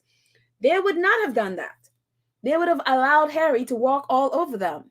And that is so true. She's just calmly, as he said in the book, she said, like, look, I will not allow anyone to speak to me that way. And I am not going to have children in an environment that is disrespectful and abusive. I'm telling you, Meghan is who Harry needs. He needed someone to set boundaries, just as he's able to set boundaries, to where it's like, you have to change, or this is not going to work for us. As he can't get away with that stuff with Meghan. And that's what he needed, and I just, yes. yes. Mara says, William must have manipulated Charles about not talking to Harry. Must have, could be, because Charles, whenever William has his temper tantrums, Charles always, bow to him, because again, Charles, as Harry said, Charles is just not equipped. He was not equipped to be a father. He doesn't have a good example of a father. He didn't have a good example of a father, and what it is like to be a single parent. Not that he even, it's not his thing. And so he just never wants to stand up to William and be like, no, and set those boundaries and be like, and stand up and be a man and be a father in his kid's life. He's never done that. And so there we have William. Kitzendorf says Prince William is hiding behind the crown to not face what happened in the past, present, and the near future. Harry chooses to open the past to have a better future. Yeah. And this, I mean, this is not the first time I've read. I remember Scobie writing an article about a couple months ago, maybe. Probably, and actually we shared it, we talked about it in one of our podcasts, where it literally says Harry is looking for accountability, but at the point William is not willing and seems not able to face that. He's not willing to face what he has done. So I knew from there that there are stuff that William has done to Harry that William has not been able to and has not been willing to address. And, you know, according to the interview with Brianna Gordon, again, one of the things Harry said is some of the things that were taken out of the book, he's like, I would never want those to be revealed, because if it was revealed, they would never talk to me ever again. And so there are stuff that they have done to Harry that Harry's like, okay, I'm not going to reveal it, but I just want you to know, you know, I'm putting it out there. You know, there's some stuff that he's done to them, and it's just like he has not been willing to face it. And Harry's like, I'm willing to forgive, but y'all have to take responsibility for what you did. Let's see.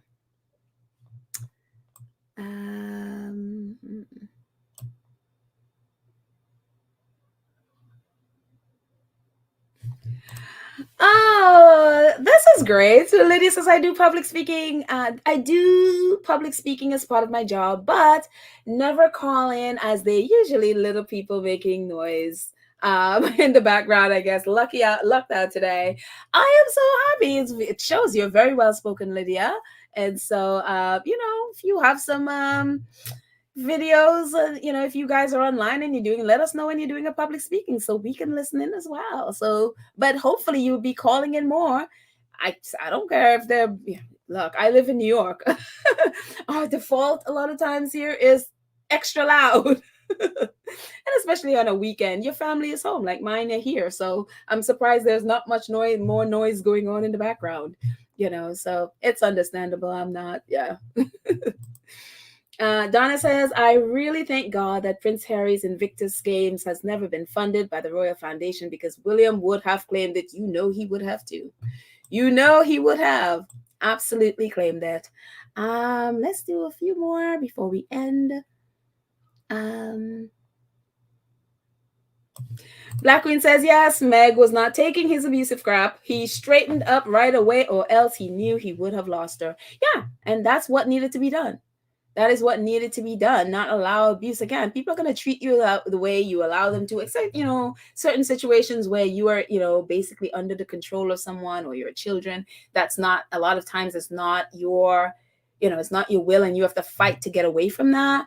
But look, a lot of us who are, you know, we are in situations where we could say no, and sometimes we're just afraid, or we just, you know, we just make excuses for people's behavior. And it's like, no.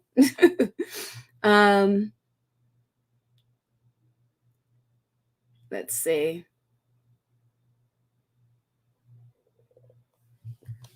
Let's see.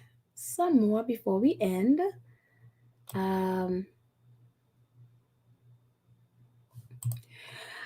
Joy says, William can't do anything else but be king. Harry is able to function outside of the palace and be successful. Yeah, it would be a lot for William. It would be a lot for William, too, because again, what is he trained in? If he doesn't have that big team around him, basically doing the work for him, what is, you know, what will he do? Anne is here. Hello, Anne. How are you doing? Would you like to come on and chat with me for a minute? I'll put the link. You don't have to, no pressure, but a link is in the chat if you'd like to come in and chat with me about, we just, you know, having a little book club talking about Spare. So, you know, I'd love to get your take for a little bit if you'd like to come on. Again, no pressure if you don't want to, but if you do, I'd love to hear from you. Let's see. Oh, wonderful Duchess of Success is on there. Let's see. Oh, TT Carter says CBS has on tonight, Harry, the interview at 8:30, 7 p.m. Oh, really? So they're replaying it? Oh, okay. Interesting. There you go. Harry is a big deal there. And, you know, it's very interesting that they did the Oprah interview there and then they did Anderson Cooper on CBS. So, you know, you have a good relationship, it seems, with CBS. The others, not so much, especially NBC, who could be very shady. Let's see.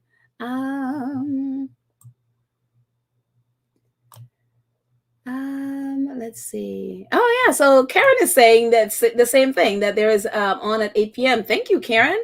So very cool. Let's see. Churchill says, Vinny, they aren't smart. They are basically day traders. They don't think about the future. Yep. Oh, Frederica is calling. Hello, Frederica. Let's see, Frederica. Hi, how are you, Frederica? Yep. Hi. Oh, hi. Can you hear me? I can. Okay, there's no echo? Nope, you're good. You're good. So tell me, what did you think of the book? So I ordered it from Waterstones back in November, and it is still in transit. As you know, the EU is no longer UK is no longer part of the EU. Right. So I have been waiting for this book. Normally, it only takes things 2 to 3 days.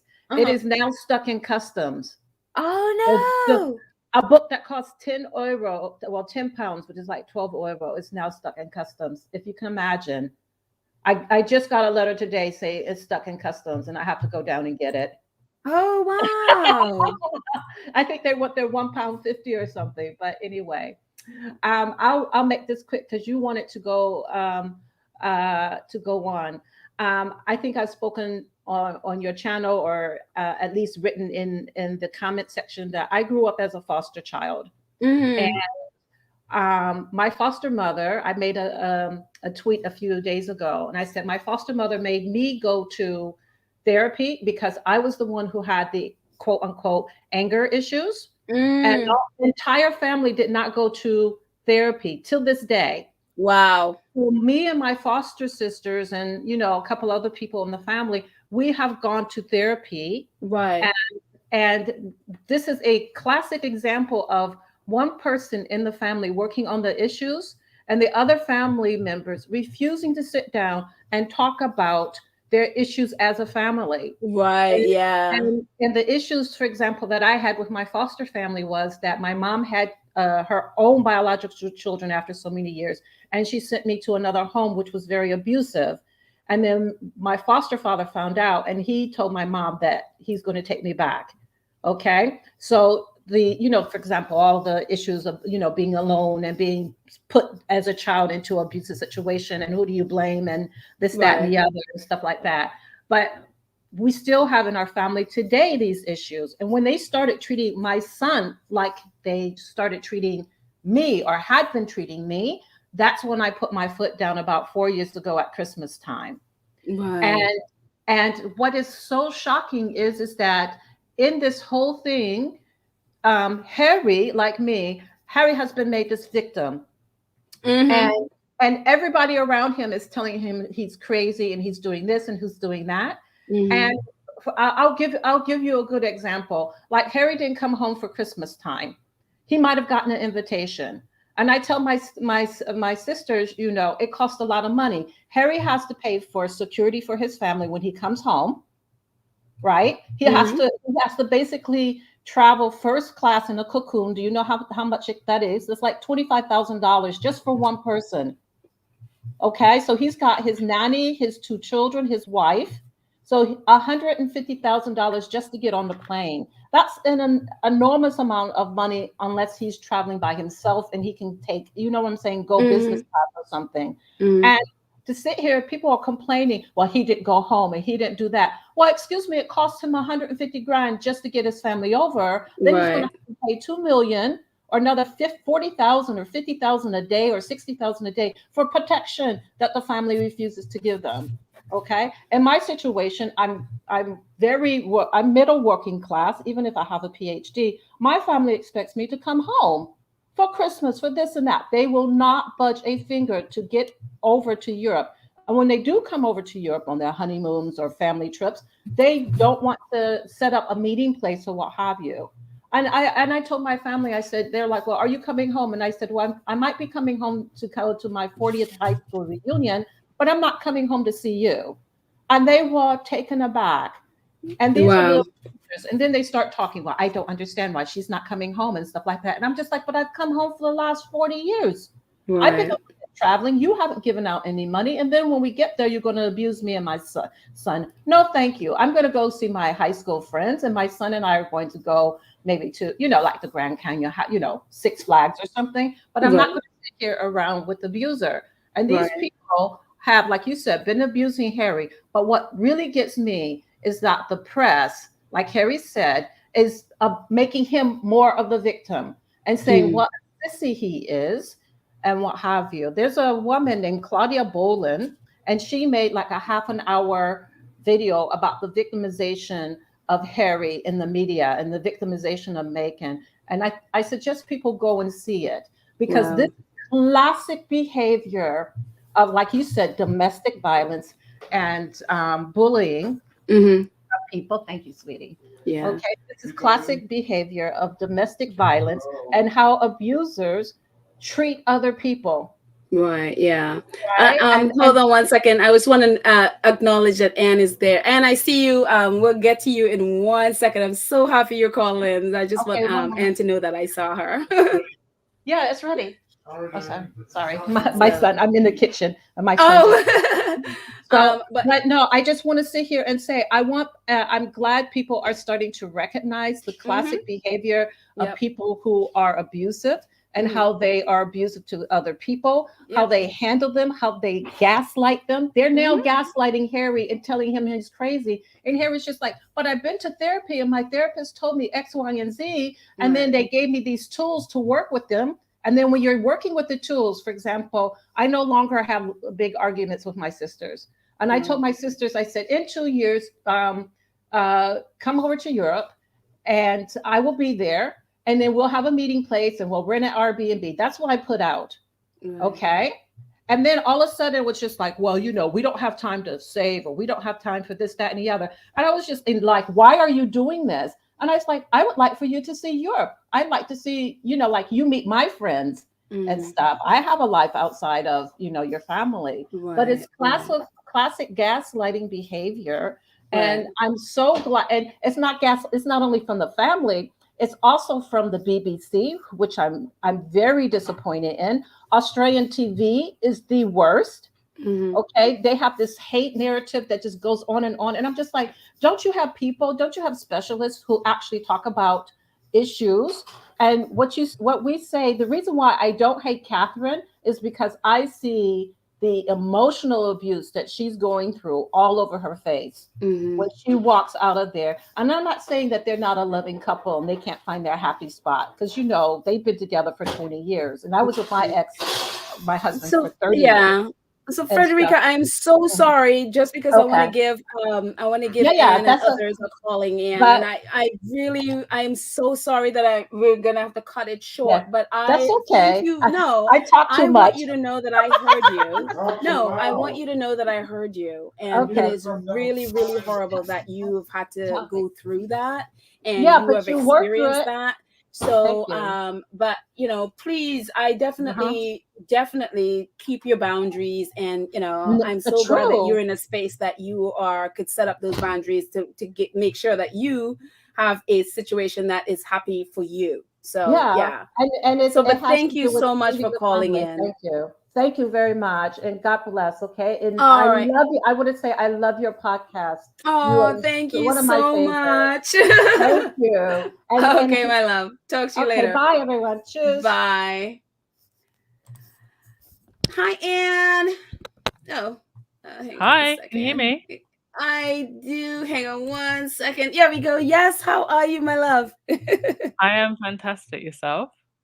I am doing good. I'm doing good, my dear. How is life? How is the spare life in the UK? I'm not in the UK. I'm in Lisbon. Oh, you are? Portugal. Yeah. Oh. I am enjoying the Portuguese winter, which is basically the UK spring, and I am not stressed. I have been out in a cafe in the nice part of town today, just listening to Spare.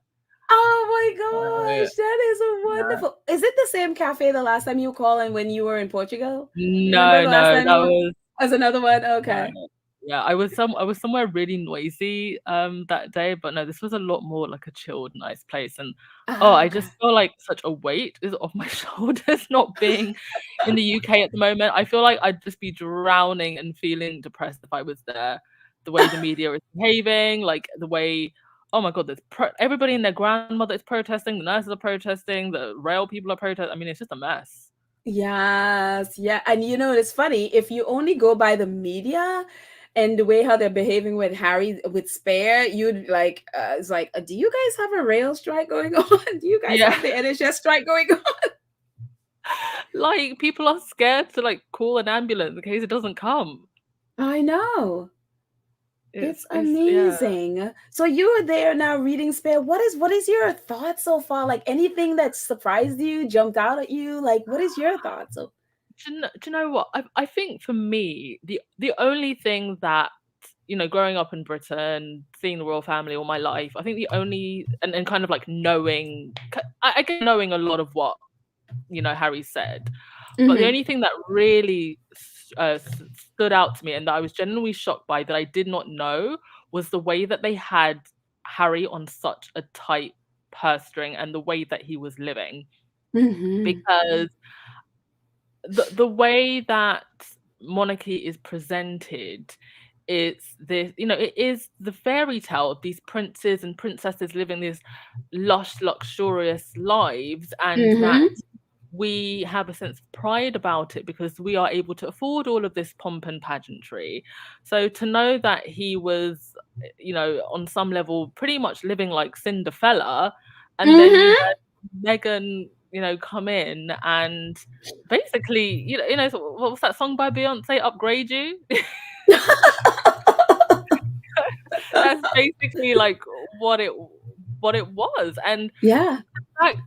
the fact that Harry is royal does not take away from the fact that he was, you know, financially abused, because at the end of the day, he didn't choose to be royal. He didn't choose this life. Right. And you can't, you know, if somebody is born into something and then you tighten the purse strings, that is abuse. And I actually hope that beyond Harry's story, we actually talk about financial abuse and coercion, because here in the UK, actually, I think it's only in the last year or two that coercion actually was written into law as something that you could prosecute. Before it was never, before it was never actually recognized. So I hope that can spark a bigger conversation, because it's truly it's something that I think when it comes to abuse isn't often talked about, because we only look at the physical abuse. Emotional abuse, financial abuse, I think it doesn't really get talked about. But I would say that was the only thing that really just made me go like, wow, I was not expecting that. Right. Did it surprise you at all? Like, or did you feel like he sort of humanized, say, the Queen in any way, or Prince Philip, or, you know, because, you know, she's on this pedestal to so many people. Do you feel, or did it surprise you that their relationship, even though he loved her, is not as, you know, special as the press led people to believe? I mean, I would never expect, even if deep down Harry had an issue with the Queen, I would never expect him to say it. But from everything that he has said, he still respects her as a monarch, as a grandmother, and, you know, it is a very interesting dynamic to have the monarch as your grandmother. So I think that that they had any type of close relationship is quite amazing, actually. When you think of like, you know, the wider issue at hand here. Yeah. Anything in there that you feel like shocked you, like, oh my gosh, I can't believe Harry wrote that? I guess do you know what? I guess I'm kind of shocked at how candid he was. Yeah. It's like there's a lot of things that have come out that I guess we knew as squaddies. We knew it, but I didn't expect him to say it. I didn't expect him to be so candid about some of the things that William had done, that Camilla had done. I thought he would be a lot more coded. I mean, he is very coded in some places, but I thought it would be a lot more. And even like in the Telegraph interview yesterday, I mean, he outright says they have ish on my family. I mean, he's not holding back. Yeah. So, but hey, look, this is Diana's boy, and we're finally getting to hear from Diana's boy, and I'm just happy about that. I never thought all those years ago, when my mum told me to put on my coat and said we're going to Kensington Palace to put flowers, I never thought we'd be here now. I never thought I'd be having the podcast that I have now, that I'd be here speaking to you, and we'd have this whole Sussex squad. It is really actually very cool. I know, it's amazing. It is absolutely amazing. Oh my gosh, it just, you're talking about William and Kate. Did you expect the pettiness? Like, that they, did you expect like the real pettiness? Like some of those things, I'm like, really? I absolutely expected the pettiness because I've experienced that pettiness. But it's just like, I mean, come on, baby brain. You're offended at baby brain. You don't want to share your lip gloss. You're, having a hissy fit and, stressing out Givenchy, and because you don't like the dress. I mean, it's like something out of like a Sophie Kinsella novel, I know, it's amazing. It is absolutely amazing. So what is your overall, maybe you think like the overall, so because I know you said you're still reading it, so far, what's your overall feeling about Spam? Because you know how the British press has this drama salacious, that how they have basically tried to paint it as Harry's destroying the monarchy and all of this. What is your feeling, like your overall feeling so far about it? I think that he has actually been incredibly graceful to his family, because let's face it, and he said it in the Telegraph interview as well, but I think we all know there is so much more that Harry could say, not just about his family, but I guess you could say the extended family of the palace, the courtiers, the whole kind of aristo level of society in Britain. It's one big institution, so there's a lot more that he could say, but he hasn't. So I think he's been very gracious, and but overall, I will also say that I feel that the book is genuinely very well written, and I love the way that the ghostwriter forms his words. He's very poetic, and you feel very immersed when you're listening to Harry. I'm actually listening to it, and I've got the Kindle in front of me. So I felt that it was also just a very well written. Aside from the fact that this is Harry's book, it's just a very well written book, I felt. Yeah, and it's so funny. That's I get that a lot. So many people are saying that, and you're on Twitter, so you see that. I'm sure you've seen the posts of like reviews and stuff like that. Even like people who don't care for Harry, whatever. That's the one thing they're saying: the book is well written. Apart from some crazy ones in the UK, I gotta tell you, some of the reporters in the UK is just like, y'all are you need help. Seriously. But I have no doubt in my mind that they're getting marching orders to play all of this up because of what is going on in the UK. I mean, I saw an article yesterday and it was literally headlined, all of the protests happening in February. Wow. And it was just a long list of all of the strike action that's going on. So they're definitely using this to distract from from the fact that there are so many problems and that this government has absolutely no solutions. Right. Oh, well, thank you so much, Anne. I appreciate you coming on. No worries. Thank you. And enjoy your vacation, my dear. I will just sit here and be very jealous and just imagine myself in your suitcase, just chilling in Portugal. You can come over if you want to follow me on my travels. I've actually got a travel channel called Anne the Nomad, so you can come follow me on my travels on that channel. Oh my gosh! Wait, it's on YouTube. Yes, it's called And the I had Nomad. no idea. So And the Nomad. Yes. Okay, because it was so funny. I follow like a lot of van life because I love van life. Oh, And nice. so this will be perfect. Okay, I'm gonna, and everyone, follow Anne and the Nomad. Yes. All right, I will follow you, my love. Have a great vacation. Thank you. And enjoy the best of the book. You too, hon. Speak soon. All right, my love. Talk to you later. Bye. Oh, so great of Anne to call in. Wow. So I'm going to take a couple more before we end. Thank you guys for indulging our first book, spare book club. Let's see. Oh, we have someone else coming in. How do you say this? Tlingit Maiden? I don't know if how do you say your name? Hi. Hello? Hello? Tlingit Maiden, are you here? Can you hear me?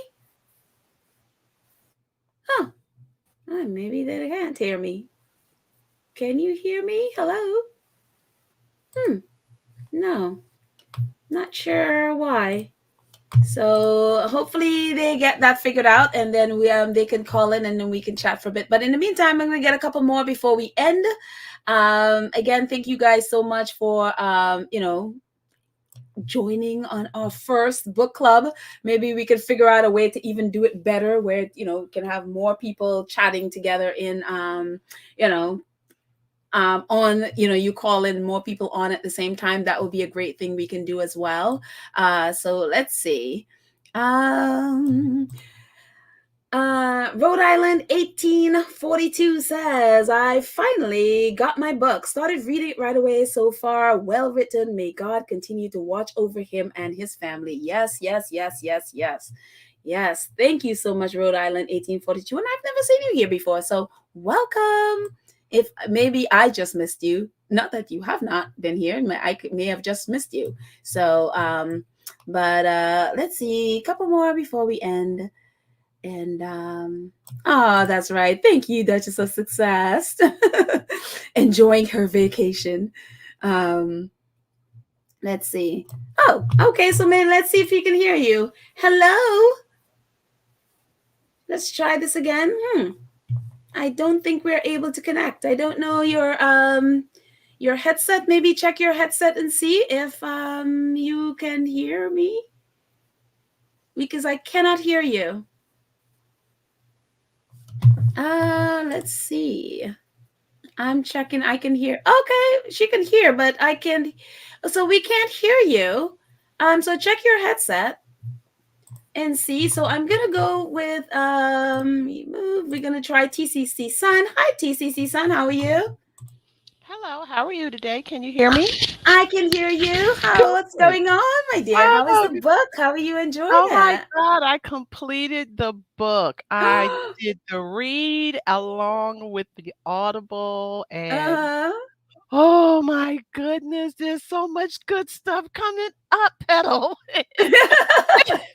It is still like are you kidding me? I got to like the last 2 chapters and I was laying in my bed and I was kind of relaxing, and I said, you know what, if I doze off, I'll wake up and I'll pick up where I left off at.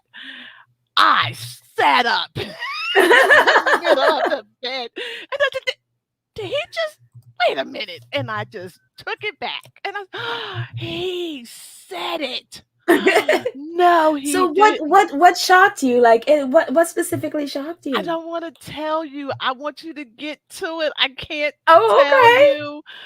I could just say, so can you tell me your overall take? Like, what is your overall take? I can do that. That I can do. Oh, okay. Did you get to the part of Beardgate? Did you get to that with the Yeah. beard? Okay, all right. So my insights to that. Okay, first of all, I love the book. I just adore it. And he is singing in this thing. So y'all might want to get the Audible. It's not a big song. It's just a little snippet, but he is singing a little bit.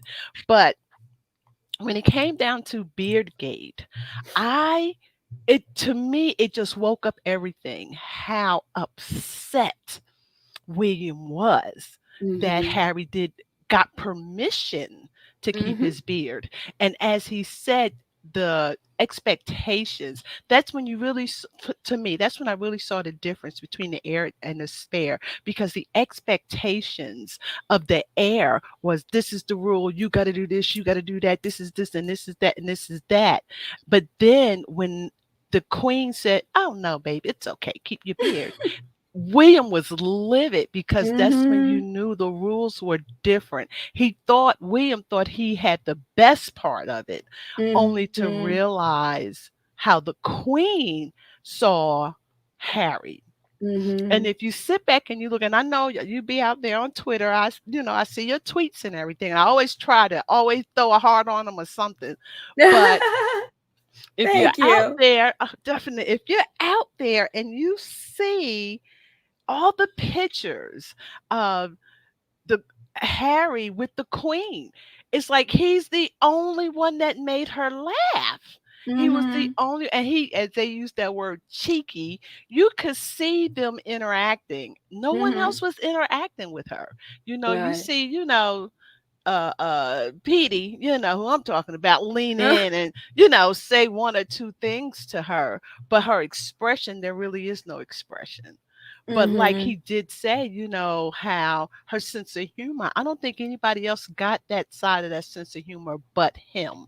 Right. And I think not only because Harry was able to get the hugs and loves from his mom, because the way the rules are, she could raise the spare, she couldn't raise the heir. I got Right. the impression that the heir felt like, well, mommy loves you more than she loves me, Mm. not realizing what rules were in place. Mm. So it may have came across like Harry might have been the favorite child. And even though they said, oh, okay, well, I think from the way it looks, you're being treated better. So I'm going Mm. to make sure the Cinderella part comes in, and you're going to live here, and you're not going to get this, and you're not, you know what I mean? It Mhm. just, to me, that Beardgate really kind of opened up my eyes to the difference, because of the Mhm. difference in personality. And I think the more you read, you just go, wait, did that just, wait a minute. Let me go back a paragraph. That is exactly my reading experience. That's why I'm so Yes. slow, because I keep having Mhm. to go back and like, did I just hear Mhm. this? Mhm. So yes, I I'm believe me. telling you I've literally guys. gone back a whole Oh, couple of chapters or a couple, yeah, I'm because I'm here. like to get it, Yes. yeah. Yeah, she's right. She's right. You think that it's going to be like a very easy read because the chapters are small. They quick. He gets to the point. Yeah, He and I ain't love messing it. around. Yeah. Right. But sometimes some of the stuff that pops out, you're like, wait. Let me go back. Did Yeah, that just yeah. happen? Yeah. So yeah, and it is true. When it comes down to people being in very bad situations, and for someone to step in and show you that sun, Mhm. and that's where, to me, Megan kind of popped in, because of, as he said, he saw her and she looks like she's enjoying life, and I want to go on Right. that journey. It's Yeah. legitimate. It, to me, Yeah. is Yeah. very, very legitimate, and I'm happy that he took a chance on her, and I'm happy that she took a chance on him. You know what I Yes. mean? And Yes. it's Oh, that's beautiful. yeah, Thank you and so much. definitely, I think it's just unfortunate that they had to go through this craziness that they're going through. Yeah. But it's sad to say, but I think there's a reason for it. Yeah. Just like that earlier part when you said something about Faith, I was Mhm. like, oh my God, I wish I was close to her. I will hug her, because it was so true. What you were saying about Faith and things that you can't see, and you do just gotta, and everything Mhm. that he's gone through and been and happened to get on the other side of it. Yeah. There is that faith that, dad and all that other stuff. And I do think he did humanize them a little bit Yeah. more, You know, I really Yeah. do. Especially when he said about KC3 coming in there, tickling his face until he fell asleep, and then when he woke up to see the door was cracked. You know what I mean? That no parent is perfect. You Right. just can't. I've raised 2 kids, and trust me, I've made a couple of mistakes. Be like, oh my God, but my intentions. But you know, and I think that's the same thing with in certain.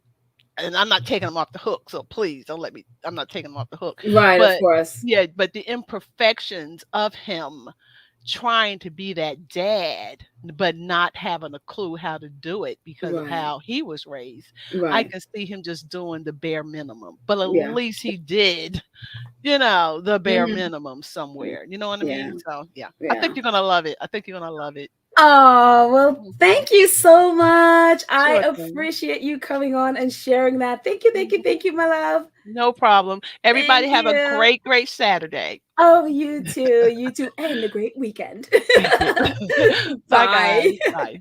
Bye. Okay, so let's see. We're gonna try Telling It Maiden and see if that works. Let's see. Let's see if we can get that. So can you hear me now? Oh, can you hear me?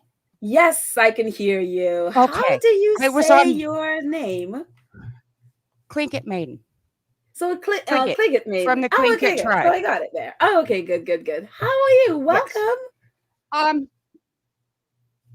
Thank you. I have it's a lot about the book, but not a lot about the book. Okay. I'm a Spencer from Harry's family. I am a Bush relative, let's say. Winston Churchill is my grandfather. He raped my grandmother and had my great-grandmother had my grandmother. My dad had us, of course. Now we have something inherited from the Spencer side. My kids have it. They're all diagnosed with it. Their children have it. My 5 grandchildren have it.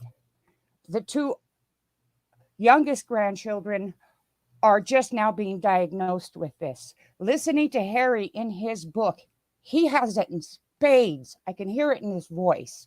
I can hear it in his the way he's putting his sentences together, the words. And it's frightening to me that that's happening to them too. Now, I didn't want to say this. I didn't want to come on. I don't want them people bothering us. Do you understand?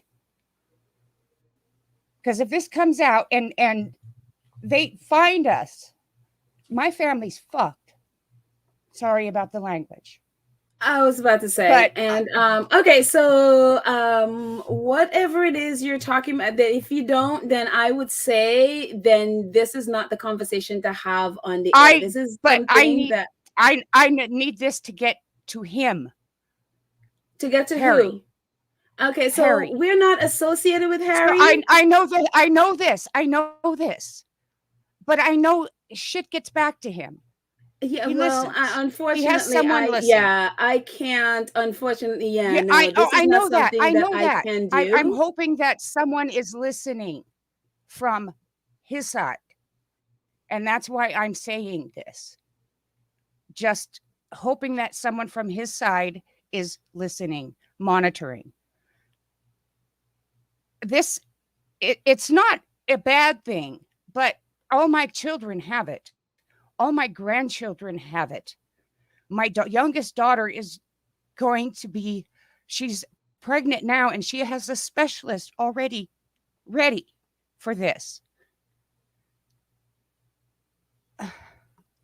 Okay, so I'm not saying this correctly. It's because I'm shaking because I'm exposing family secrets. Okay, yeah. So yeah, again, this is not the platform. I know this, but he needs to know this, and I can't get a hold of him. Okay, there's no so way I'm going to have to end. Yeah, so I'm going to have to end this. Yes, unfortunately, no, that's fine. I'm sorry. That's fine. Okay, that's fine. I just Okay, so yeah, that's again, Cliggett Maiden, I'm sorry, this is not we are not this is not, even though we support Harry and Meghan, we don't, yeah, I can't allow, unfortunately, stuff like that, like your family stuff on that. If you want, I mean, I would say if it's something, if you are family of the Spencers, Harry's uncle is online. He is on Twitter. Charles Spencer is on Twitter. You can find him on Twitter. And I would say contact them, because again, that is a way you can contact them. To talk about your family stuff with them. So yeah, he is on there. Or you can actually even go to Althorp House. They do have a website. You can contact them through the website. Or again, here's Charles Spencer's he has a Twitter account, and I think he also has an Instagram account, so you can send them messages via that.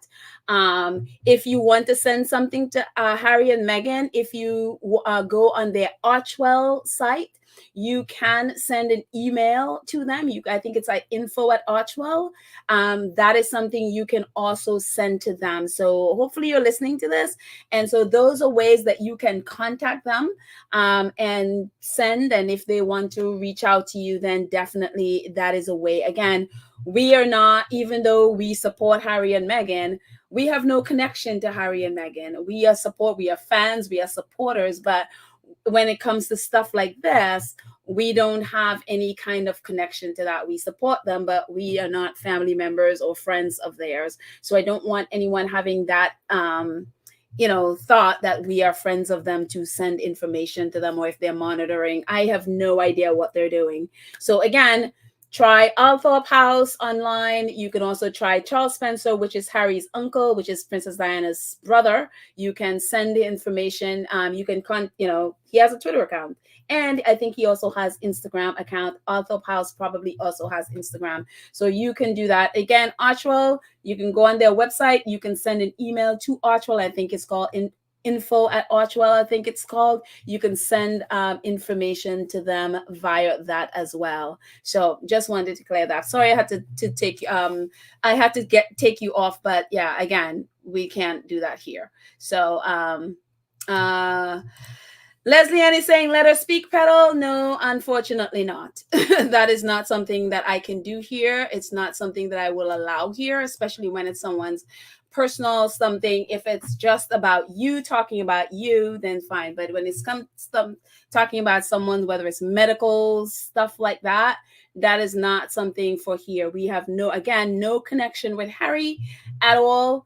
We are fans and supporters. That is the line I cross. We are not in touch with the Sussexes under any circumstance. So that is the line I don't cross. So I've never met them. I've seen them a couple of times at a distance. That's about it. But so, yeah, definitely that's something. Again, if any of you have those kind of issues, you are free to contact them via Archwell, or if it's about the Spencers, contact the Spencers. If it's about the Windsors, then you can go to the Windsors, whether it's their, Kensington Palace or Clarence House or Buckingham Palace Twitter pages. They have website Twitter pages, Instagram accounts. You can contact them there. So that is what I'm going to say. So please don't expect me to allow stuff like that to go on. No, I will not let her speak. So, so yeah. Anyways, hope you understand. That's my standard on that. So anyways, that was very interesting. Let's get a couple more before we end. And I keep saying that, but I just, want to get as much, as much as we can in. Gwen is like, thank you for stopping her. This was not the venue. She needs to contact the Spencers, as she has an uncle with Twitter. Yeah, exactly. Yeah, that's not something I would allow here. So yeah. So anyways, let's see. Latanya says, I feel bad for her. I know people are full of hurting. This is not a therapy session or a doctor call-in line. Yeah, I do as well. And it's just, you know, we are going through stuff. It's just a time where we're going through a lot. A lot is happening. I mean, gosh, it's, you know, so many things that are going in our life, and we all need, you know, some help. But we also have to understand what we can help with and what we're not able to help with. And so that I am unfortunately not able to help with. So hopefully those you know, contacting, you know, who she needs to with her family through those venues will be able to give her and be able to help her to get the help that she needs. And for her sake and her family, I hope she is able to get the help that she needs. I wish her all the best. But anyways, and you're right, it also might be a troll. That also might be the case. So, you know, that could be, you know, the case as well. But, you know, I guess she isn't, and she desperately needs help. I do wish her to be able to get the help that she needs and her family needs. So anyways, I love you guys. Thank you so much for hanging out with me. And, you know, if you guys can put in the comments some ways that if this has gone on a lot longer than I had planned for our first book club, but to be able to do it in a different way or different, if you guys have any ideas of how we can do it in a more, you know, conversational way where maybe a lot more people could come on together and we can discuss things. So I think that could be another way how we can do this. So any advice? I'm not great at this, so any advice would be helpful in some ways. So you know, if you want to drop me a line and give me some ideas of how we can make a book, because I think it would be great for us to have a book club. There are so many books out there that I think, you know, as a community we can read together and talk about together and just really enjoy and, you know, sort of expand our horizons a little bit beyond what we are normally used to. So I think that could be really cool. So definitely that would be helpful. But thank you guys so much for everything, for really taking the time to hang out with me. Thank you so much for our awesome moderators. Lydia, Church, Nelly, I don't even have my credits. I realized I was doing book club, but I didn't even put in my credits. But Lydia, Church, Nelly, Cookies and Cream, Karen M, thank you guys so much for you know, always doing a fantastic job for keeping our space safe and wonderful. And thank you guys so much for joining our first book club. And hopefully next time we'll do a better job of it. At least I could, you know, be able to do a better job. But I think we did great. Thank you guys so much for sharing your thoughts on the book. And maybe we could do another one on Spare when everybody has read the book, so that more people, you know, could just be openly sharing and not being afraid of giving away anything for those of us who are not yet complete. But thank you guys so much for hanging out with me for the last couple hours. I appreciate it. If you are new here and have not subscribed to our channel, please do.